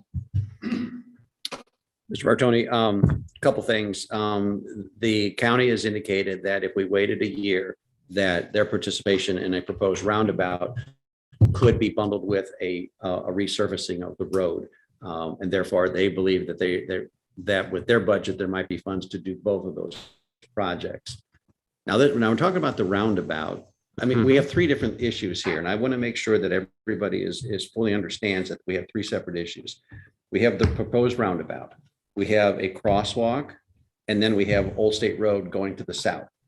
To the north of Ridge Road, that's all been widened, and there's been no accidents there. But the part to the south is windy, it's hilly. There are some limited sight issues. We have speed limits that go down in those hilly areas and so forth. So we're doing a couple things. Number one, we wanted to try to get the roundabout taken care of. That's not going to work this year. The crosswalk. We have found a solution, an immediate solution. We've been, there was that putting in a lighted crosswalk like we have here in Wildwood where a pedestrian activates it and it starts flashing. That's about a $20,000 expenditure. Okay. So the question became who was going to pay for it? The county said, we're not paying for it. Okay. So it is in the city of Wildwood. And there have been folks in Wildwood that said it's not our road. It is a county road. We're not paying for it. However, the county came back on of Friday of last week, I guess it was, and said, how about this? We will give you the equipment. We have the equipment. We'll give you all the equipment from the solar panels to the whole thing. City of Wildwood, you install it. You install the base, the concrete base, you erect it, we'll maintain it. If we can do that, this can happen like now. So I asked Rick today to give me a cost estimate of what the labor will cost. If we go to Glenn Gailey and say, erect this concrete barrier, or not barrier, but a base, and that, tell me what it's going to cost, then I can go to you all and say it's going to cost the city $5,000. And if that's signed off on, we're done, because they're providing the equipment. So that is an immediate solution to the crosswalk, and that is a separate issue than the roundabout and the rest of the road. The rest of the road, the county, I don't know what they're going to do about that. That's a big issue. That is separate and apart from the resurfacing. That is like taking out hills and winding, and that is not anything that's on the horizon at all for the county. But we can fix the crosswalk, and we can try to apply for the roundabout 1 year from now. Okay, and thank you for that clarification. I mean, that was great. I understand it a lot better now. So it sounds like the city is moving forward with fixing the crosswalk thing. I think that is going to definitely appease our resident, and it's going to make everybody up here and all of the residents, that Dan has to answer to, and that everybody has to answer to, that, I mean, everybody probably read that story, and to be told you can't do anything about it is not the reason any of us are up here. So We have if you been need a having motion weekly for that, meetings with St. Louis County with Councilman Harder and their acting director for Public Works. So we've been talking with them diligently, saying, how can we get this done? I mean, I even got a draft memorandum, or not a memorandum, but some legislation or an agreement that I asked John Young to prepare between the city and St. Louis County, so that we could buy it, we could install it, but they would pay for it. And so how the mechanics of how that would work. However, then the county came back to us on Friday and said, here's an MOU if you do this. So I sent that to John. So John's looking at it now. If we agree on the MOU and the city of Wildwood agrees to pay for the labor portion of this, Mr. Vanek will have a lighted crosswalk. And you see those things like for miles. Yeah, you You're do. approaching that, and that thing starts flashing. And I mean, literally, I was on Old State Road. No, I was on Manchester Road coming back from when I got some dinner. I forget. Oh, Big Chief. Anyway, when on Saturday night, and I'll tell you what, it's a dark night and whatever. And when that thing starts flashing, you slow down. well, and once again, thanks for that clarification. I mean, I have a much better understanding of it now, but I mean, it sounds like the city's moving forward with the crosswalk part. Does a motion need to be made? I mean, I wouldn't make it, but I don't want to take that from Dan or Nathan either, or are we just moving forward? Because at the end of the day, everybody up here wants to make this gentleman feel a lot better. We want all those residents to be safer. At the end of the day, if it's under $10,000, it's in my authority. Okay, well, I have confidence that you will do that. I have confidence that this council will approve that. Okay, thank you again. Okay, I have council members Galani, Edens, and then Clark. Thank you. Yeah, so this is a pretty important thing. I know we went rounds and rounds in our conversation when we originally talked about it on the 80-20 deal with Ellisville. And that was even before the accident with the gentleman's son over here. This has been an ongoing problem for a while. And while I know that the crosswalk lighting, similar like we have on Ridge Road near the Greenway down there, you can see it, but I'll tell you this, that currently without a roundabout or anything over there, cars come flying around that corner. It is a very sharp turn and cars come flying around that. And even on the Ridge Road crosswalk that lights up, if you don't know it's there and you don't regularly travel that and you're not situationally aware of that whole situation, and you're driving over the speed limit, you're not stopping in time. If there's someone walking across that crosswalk, they're gonna get hit. And I'll tell you right now that we have 3 roundabouts on 109 between Old Manchester and the other side over there where you come up 109. And there's 3 roundabouts there, and they do a great job and they provide a great service, but we have 3. I'll tell you right now that the amount of traffic that traverses Old State Road is not that far off what the traffic is on 109 at times. And especially when there's an accident on 44 or 40. And I live in Crown Point Estates, which is coming up Ridge Road. And there's mornings where you sit there for darn near 20 minutes trying to make a turn out of that because the cars are flying. The traffic is so heavy. And there's a school right there, 100 yards away from that intersection. There is a elementary school. And you know, the traffic during the times in the morning and the afternoon when that school's going in and letting out is immense. And there's children and there's bikers. And as we all know, it's unsafe. So I think we agreed and we went through, I think we talked for an hour last time on this particular subject, and we agreed to move this forward with that. We know we have Ellisville's 250,000 at the very least. And to be frank, I don't have any trust in the county as far as what they may or may not do a year or 2 down the road, give us, you know, come back. I mean, that's just hearsay. So maybe we can leverage if we go forward with this application and it gets denied and they come back and tell us these are the reasons you're getting denied. We can always apply again in a year. And if it gets approved, we can take Ellisville's 250, try to squeeze more out of them if we can.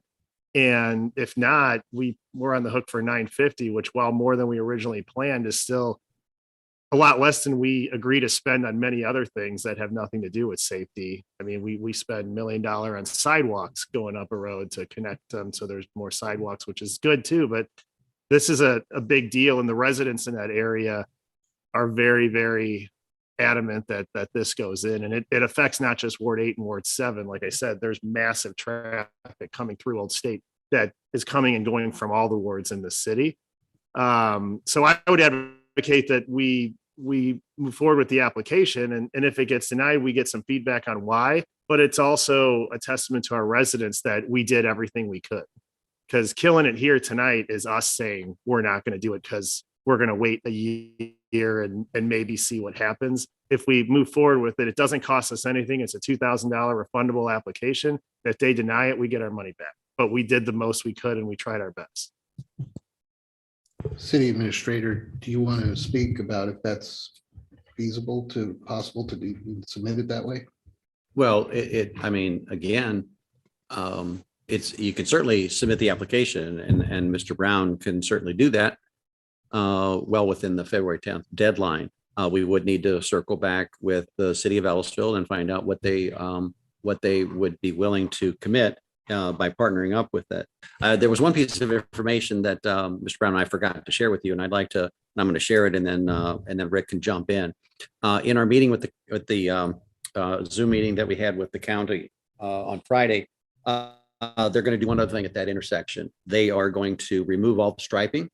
They are going to remove the island that is there in the middle, because when you approach from Ridge Road from Ridge Road to Old State Road, and if you want to go, when you go right, you can just kind of like go flying and merge in. And if you want to go left, you come to this point and you got to crane your neck real hard. Well, what they're proposing is that they would remove that island, they would restripe it so that you come up to a stop and you have a 90-degree at both places. So they were going to put striping so that you can't, if you want to go northbound on Old State Road, you can't just kind of go in the whatever. They're going to make it so that you have to kind of come to a 90-degree angle. Rick knows the vernacular and can talk more about it, but that's going to happen as soon as it warms up and they can get out and do that and remove that island that's there right now. And so in looking at that, that's also going to benefit. It's not going to help the volume, but it's definitely going to help, people being able to get out and maybe have a better view about pulling into traffic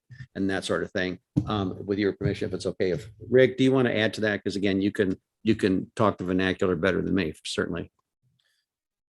No, I think you did a fine job of basically that the Ridge Road approach is, as if you drive it, I know you're familiar, it's on a skew, and they're going to try to flatten the skew and make it more of a 90-degree approach to Old State Road. So it will make it easier to see, particularly when you're looking to the left or to the south at oncoming traffic.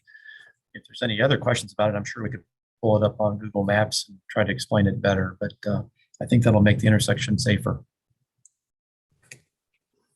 All right, Councilmember Edens, do you have anything?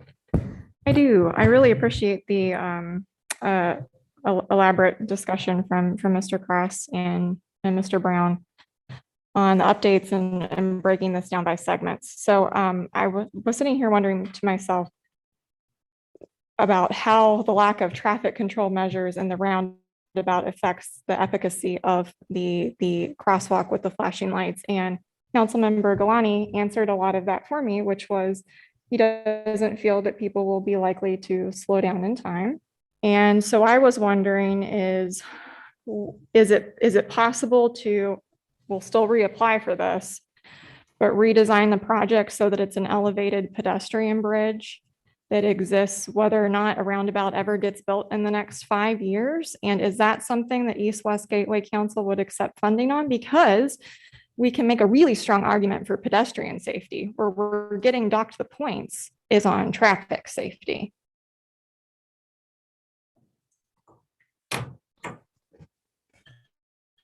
Director Brown, you want to respond to that? I can certainly do my best. That certainly could be considered. That's not at all in the scope of what we've contemplated currently, nor is it part of the long-range plan for Old State Road in this area, at least. When we did the concept with St. Louis County back in 2017, I know they did have a tunnel proposed to the south, closer to to Mr. Vanek's subdivision, more midway at that location, but not up at the roundabout here at Ridge Road. But the crossing would be for basically between Old Fairway and Ridge Road to get folks on the other side of the road. And that would eliminate in large part the concern. Now that is a separate project and that could be looked at, and there's potential that there would be enhancement funds available in the future. And that's something that I had kind of have in the back of my mind to at least consider or evaluate when the time is right. But that would be, in my estimation, when they come out with a separate round of funding under the enhancement program. And I'm not familiar as to what the date or when that might happen, but I'd be glad to check on it.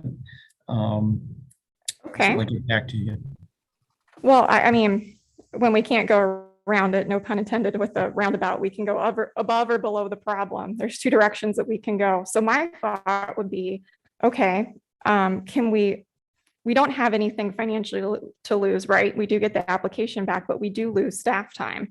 So if staff time could go towards a solution that might actually get passed in funding on a either bridge over or tunnel under, maybe we could go ahead and get started on that this quarter, put a pin in this roundabout and still install the flashing stoplights because they are a temporary Band-Aid and it needs to occur pronto. How does that sound to everybody? Is that technically amending the application? Well, as Director Brown, would it be this application or for something like that, would that be a different type of funding source if you were to pursue? Again, I think I would recommend that be a subsequent funding source, potentially the enhancement funds that usually come out once a year from East West Gateway. That's what we use to finance the path project, and we were successful last year. So that would be my recommendation. We're just not equipped right now to shift gears that quickly and put an application in by February 10th for a grade separation structure. We're just not capable to do that at this point in time, quite frankly. Okay. Okay, Councilmember Clark's up. Yeah, I think that's a great idea that Councilmember Edens has. And but in the meantime, for the immediate, you had some really great ideas also, Mr. Brown, for the immediate solutions with the traffic, with the flashing lights and all, but I'm thinking about the location that like Mr. Vennick's subdivision is at. And as I understand, if you cross the road there, you have to listen and not look.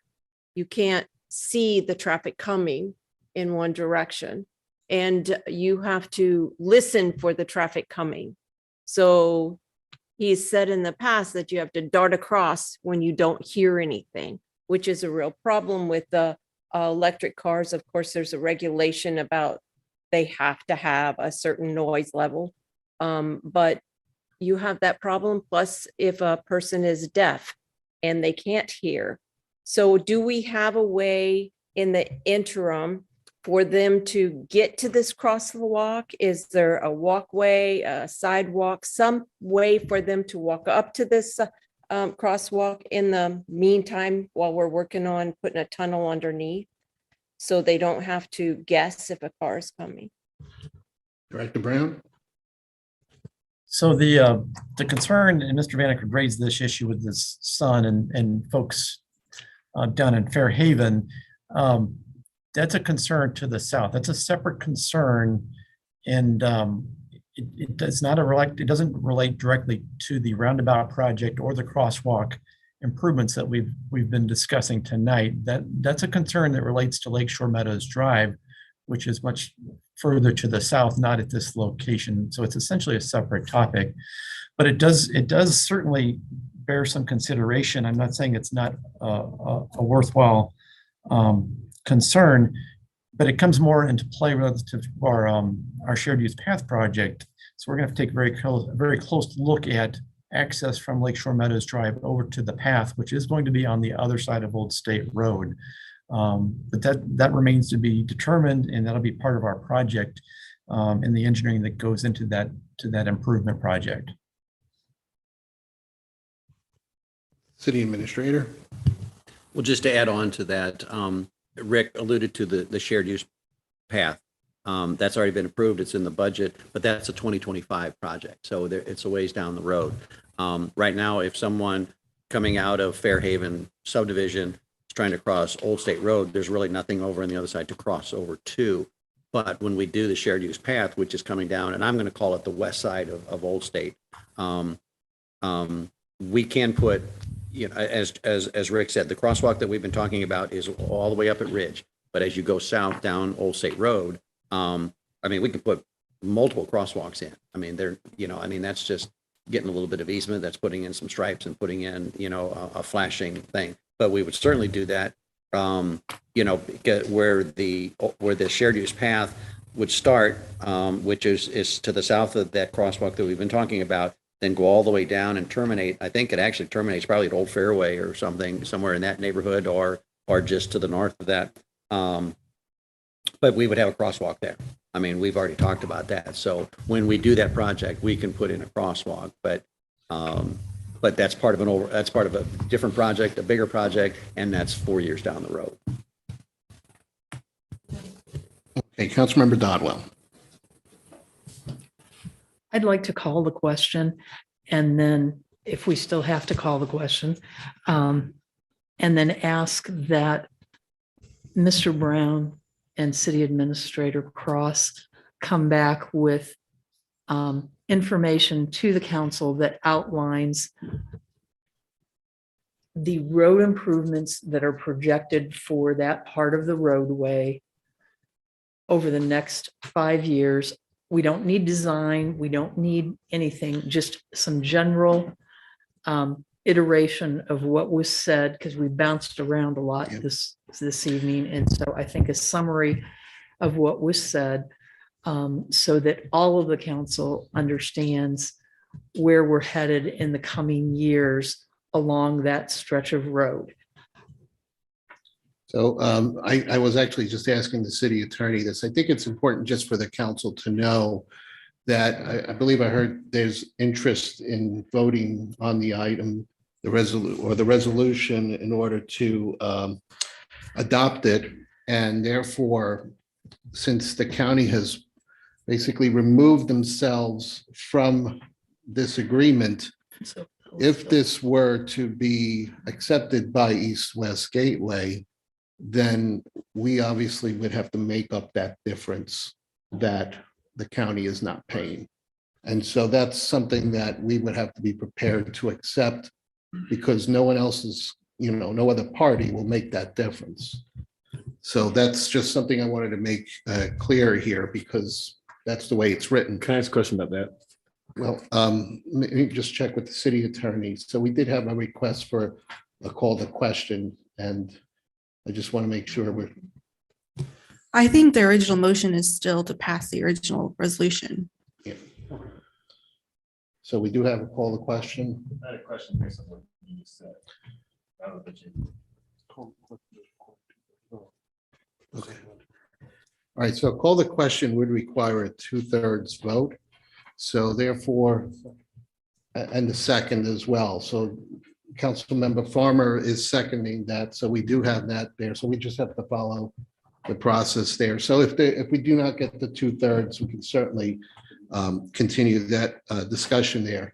So we'll try with voice vote and see how that works. Is that fair, city attorney? Would you recommend a roll call? You can start with voice vote, and if you can't Okay. tell, we'll have to do it. Okay, so we'll do a voice vote. If all those in favor, could you raise your hand? Favor of calling the question. So we have 1, 2, 3, 4. Councilmember Edens? I was, but I was trying to respectfully look at the council members. Okay, that's 5, 6, 7, 8, 9. My hand down. Oh, Yeah. so then 8. Is that 2/3? So, okay, all those who opposed, please raise your hands.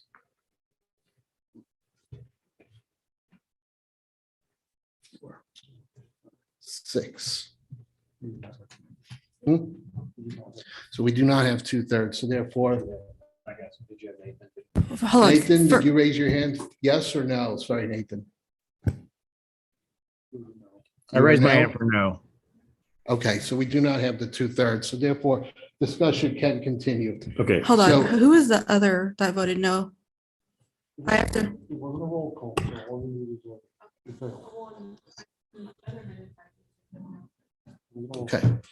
So therefore, okay, so we do continue then with the discussion. So I have Councilmember Flasher and then McCutcheon. I just have a clarifying question. Steve answered it for me, but I just want to make sure everybody else hears this too. If we were to get approved for this, we could then say no. We would just be up to $2,000, which would stink. But at least we would know that, hey, we have a chance of getting this approved later on, and maybe we could get Ellisville in the county. on So board. I would ask, because there is the issue, and just, Director Brown, would you feel comfortable then us turning it down? I know you're very sensitive to how often we apply, and then if we were to renege on the acceptance. Yeah, I don't know that that would look so good from the city's perspective of, that'd be the third application attempt. If we finally got funded to turn around and turn it down, I think that would be rather foolhardy on our part, to be quite honest. That's just my personal opinion. And that's why I was saying we really have to make sure we're committed. So Councilmember In a Flash. follow-up for that, if we were approved, could we then go to Ellisville and the county and say, hey, this got approved now, would you potentially give us 1/3? They wouldn't be committed to that, obviously, but could we approach them in hopes that they would jump in on that at that point? Director Brown? Well, I'm sure we could ask. I don't know that we have much leverage at that point, frankly, and I don't know what reason they would have to suddenly decide to help us out financially, but because we don't have much leverage or we're not a position of strength, but we could certainly ask. Okay, Councilmember McCutcheon. Yeah, so this might be a little out of sequence because I had my hand up a long time ago. So, My apologies. when I was hearing everybody say, well, there was an issue, they couldn't see the crosswalk because of around the corner. Couldn't we put up a warning sign that is a little bit ahead of that crosswalk so that motorists would know to slow down since they can't see us coming? I realize it's a temporary fix, but would that not work? City Administrator? Approaching the Fairhaven subdivision, to the south on Old State Road, there is a hill crest, and there is signage in both the northbound direction and the southbound direction that indicates that there's limited sight distance. There is also a reduction in speed limit from 40 to 30. It is not an official speed limit sign. It is a speed limit sign underneath that. And so that is a recommended speed, but it does tell people, hey, you know, you got a hill, so slow down. And then back to the post 30 miles an hour. So that it exists right now. One of the things that we did, it is no. So one of the things that we have approached the county, we did ask them that if they could take those signs and make them flashing signs in both north and southbound. So they're looking into that. We're waiting to hear back because that again that's their road and they have to be the one to do that. So, but we have asked them if they would do that. All right, and just to keep things moving along, again, we want to keep the scope of the funding application, but good questions. I appreciate that. Councilmember Bartoni. My question is directly related to the funding application. Rick, if approved, what's the time frame on having to use the money? If we submit this go around and we are successful with our application, the monies would not be available for construction, quite frankly, until 2026. So there's a bit of a delay there. Okay, so so we would have time to petition the city of Ellisville and St. Louis County, like county's basically saying, don't do this because we're not going to get approved. We could say we were approved and we have plenty of time to get this into their budget. So. Okay, thank you. Councilmember Edens. Yeah, I have a procedural question if this motion fails. Is there any reason why, and I understand Director Brown's comments that addressing these concerns through another matter would require, matter being designed, would require a different funding stream. Because it's topical, is there any reason why I can't make a motion after this to proceed with design and or at least refer it to Public Works? The city Or is attorney. that out of order? I just want to be clear on what the question is. Are you asking, so if the vote on the current approval of the resolution failed, can you refer the resolution to? No, what I'm trying to do is to basically address the same concerns with this, which we know is not going to pass through a different grant. You can certainly refer. Does it have to go back to committee or because Rick doesn't know when those application deadlines are. I'm trying to give him the expediency to start on any application process that would be through a different funding stream, because we know this one's going to get denied.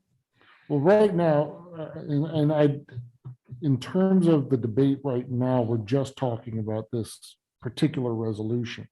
In terms of referring to a committee, an investigation, or having the Director of Public Works report to the committee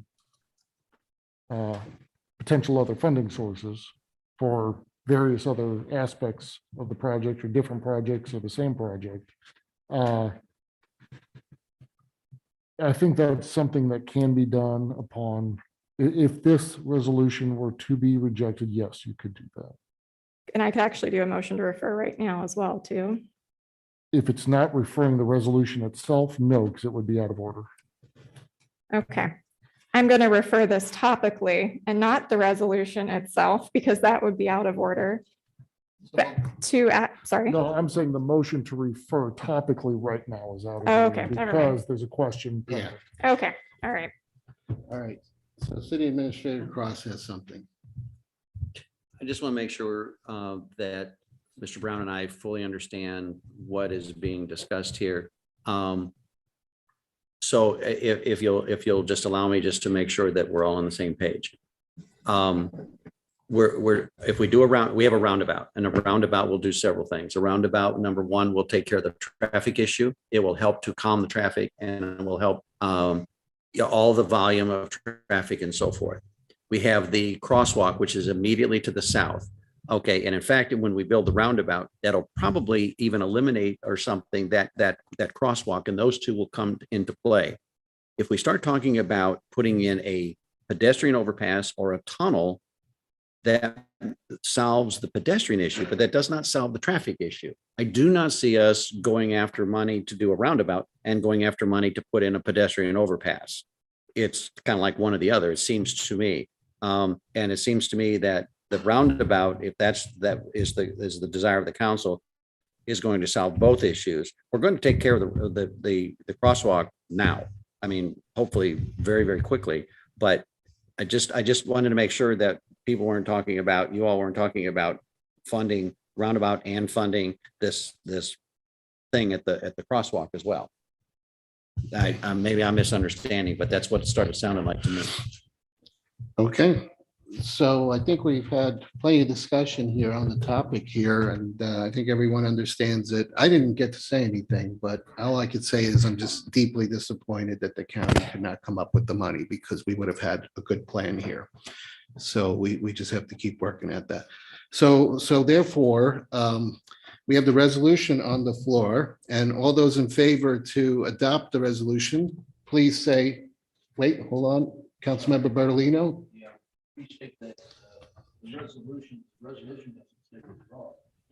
Now, the resolution is, as it's stated right here, City Clerk. That's my understanding, was that we had a motion and a second for the resolution, which was read. And I haven't heard any other motions made to amend it or withdraw it. Therefore, yes, that's what it would be, is to proceed with the application as written, yes. All right, is there any other question on that? Okay, so therefore, you have a question on the resolution? If we're in favor of the resolution, we'll vote yes.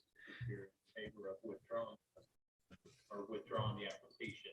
And you vote no. That is correct. Yes, Councilmember Bartoni from the third ward has clarified that.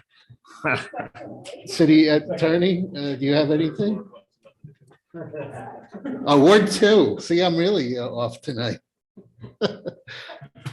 Yeah, just to be clear, and per the prior conversation and the recommendation of the Director of Public Works, an approval of this would be an approval of submitting the application as presented. A rejection of it would be a rejection of the resolution on the application. The other option, which still is available to the council, is to postpone indefinitely, which just allows the council to bring this up at another time. Okay. So therefore, we have the resolution. So a motion can be made to postpone. Okay, so therefore it's postponed. The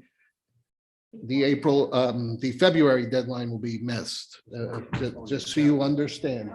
Postpone indefinitely. Okay. Councilmember McCutcheon, you have your hand up. Yes, I do. So you're all confused. Because we have a motion on the floor, we have to vote on that before we come back for a motion to postpone. No. Okay, so therefore, again, we have the resolution as it is written. If you are in favor of submitting the application, you will vote in support of it and say aye. If you do not support it, say oppose. All right, all those in favor, say aye. Aye. Any opposed? All right, we're gonna have to do roll call. Councilmember Garitano, Yes. Councilmember Flasher, Yes. Councilmember Rambo, No. Councilmember McCutcheon, No. Councilmember Farmer, No. Councilmember Nyan, No. Councilmember Bartoni, Rick, I respect you, but I'm voting yes on this. Councilmember Clark, No. Councilmember Galani, Yes. Councilmember Hopper, Yes. Councilmember Jaxi, Yes. Councilmember Bertolino, No. Councilmember Dodwell, No. Councilmember Ottenberg, No. Councilmember Edens. What's the result? It's 8 no, 6 yes, 1 abstain. 8 no, 6 So it yes. fails. Fails, okay. All right. So no, therefore, the application will not be submitted. All right, moving on. Resolution 2022-2 is before the council. It concerns wards 1 and 6. Is there a motion to adopt the resolution? Councilmember Clark and Councilmember Farmer. All those, Miss Eldridge, please read the resolution. Resolution number 2022-2, a resolution by the council of the city of Wildwood, Missouri, authorizing submission of an application to the East-West Gateway Council of Governments and the Missouri Department of Transportation for federal funding of a capital project to design and construct restricted crossing U-turn intersections, J-turns, at State Route 100 with Pond Road and State Route T, St. Albans Road, under the Surface Transportation Program Suballocated STP-S funding program for the St. Louis region. Director Brown, do you have anything to add? Thank you, Mayor Pro Tem. I would like to mention to the council that this project was recently awarded state funds under the cost share program. That was an application that we put in last fall. So that was good news. That is a 50-50 funding arrangement, and that agreement should be coming to you in the coming months. So this resolution would then take the 50% local match and then turn it in and request federal funds for that 50% to East-West Gateway, essentially the 50% we would use for construction or need for construction. So that's what the recommendation is for this project, is to submit the 50% remaining for construction for federal funding under the STP program to East-West Gateway. And with that, I'll be open for any questions from the city council. All right, so resolution 2022-2 is on the floor for discussion. I think you're all familiar with the project there. So do you have any discussion items? All right, I don't see any. Councilmember Rambo. Just a quick clarification, Rick. The numbers don't change based on what you said, do they? No, The- they shouldn't change. They may have, to be completely transparent, they may have been tweaked slightly since this went to admin public works based on the numbers that I received back from MoDOT relative to the cost share. But the numbers that are in the memorandum and in the resolution are good numbers. Okay, thanks. Yep. Seeing no other hands up, all in favor of the motion to adopt, please say aye. Aye. Any opposed? Any abstain? All right, resolution is adopted. Resolution 2022-3 is before the council and concerns wards 1 and 6. Is there a motion to adopt the resolution? Councilmember Clark, Councilmember Rambo. Ms. Eldridge, please read the resolution. Resolution number 2022-3, a resolution by the council of the city of Wildwood, Missouri, authorizing submission of an application to the East-West Gateway Council of Governments and the Missouri Department of Transportation for federal funding of a capital project to design and construct left turn lanes at the intersections of State Route 100 with Bunis Lane, Woodland Meadows Drive, Hinkin Road, and Hawks Rest Road / Windy Hollow Lane under the Surface Transportation Program Suballocated STP-S funding program for the St. Louis region. All right, Director Brown, do you have anything to add? Thank you, Mayor Pro Tem. Again, this is very similar to the previous project with the left turn lane improvements. We were awarded MoDOT cost share funds under that program. It's a 50-50 program, so we have a 50% local match to make. This will take our local match, essentially, turn it in for a federal funding request to East-West Gateway under the STP program. And I didn't mention on the prior, but the ratio that we're going after is 70-30, 30% local, 70% would be federal funds. The idea being that I want to keep the construction portion under $1 million, and that would be available in 2025. And with that, I'm available for any questions from the city council. All right, the resolution is on the floor. Is there any discussion? Seeing no hands up. Oh, we do have one hand up. Councilmember Clark. Yes, Mr. Brown, I received a question from a resident about this, and she asks, how long will this delay the construction from happening or the design from happening? How long do we have to wait to find out about the federal funds?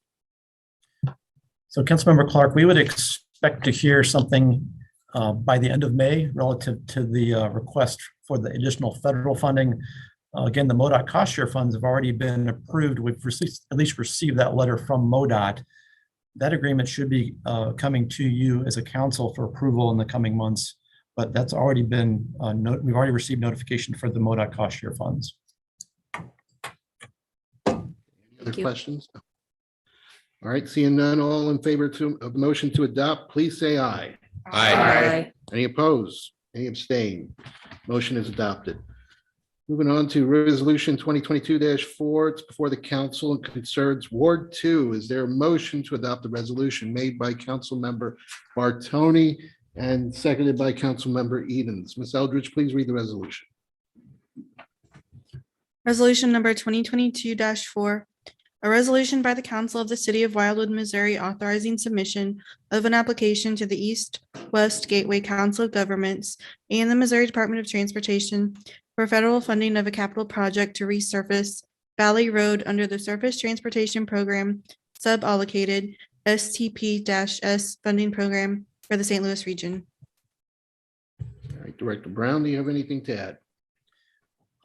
Thank you, Mayor Pro Tem. I'll just make a quick mention if it's okay. Both Valley and subsequently Strecker Road are eligible for federal funding. So the department would like to take advantage of that fact and plan for their resurfacing in the coming years. So we put together a recommendation to submit a funding application first for Valley Road under this resolution, and then secondly for Strecker Road. The idea would be to utilize those federal funding, those federal funds on an 80-20 ratio. The cost of the Valley Road project is estimated to be around $1 million. So essentially our local match would be $200,000 for that project. Certainly available for any other questions from the City Council. All right, resolution is on the floor. Is there any discussion? All right, seeing none. All in favor of the motion to adopt, please say aye. Aye. Any opposed? Any abstain? Motion is adopted. Resolution 2022-5 is before the council and concerns wards 2, 3, and 4. Is there a motion to adopt the resolution made by Councilmember Farmer, Councilmember Bartoni, seconded? Ms. Eldridge, please read the resolution.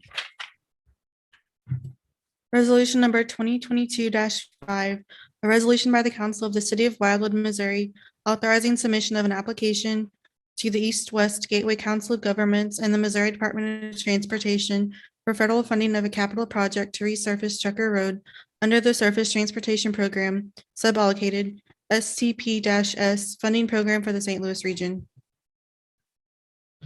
All right, Director Brown, do you have anything to add?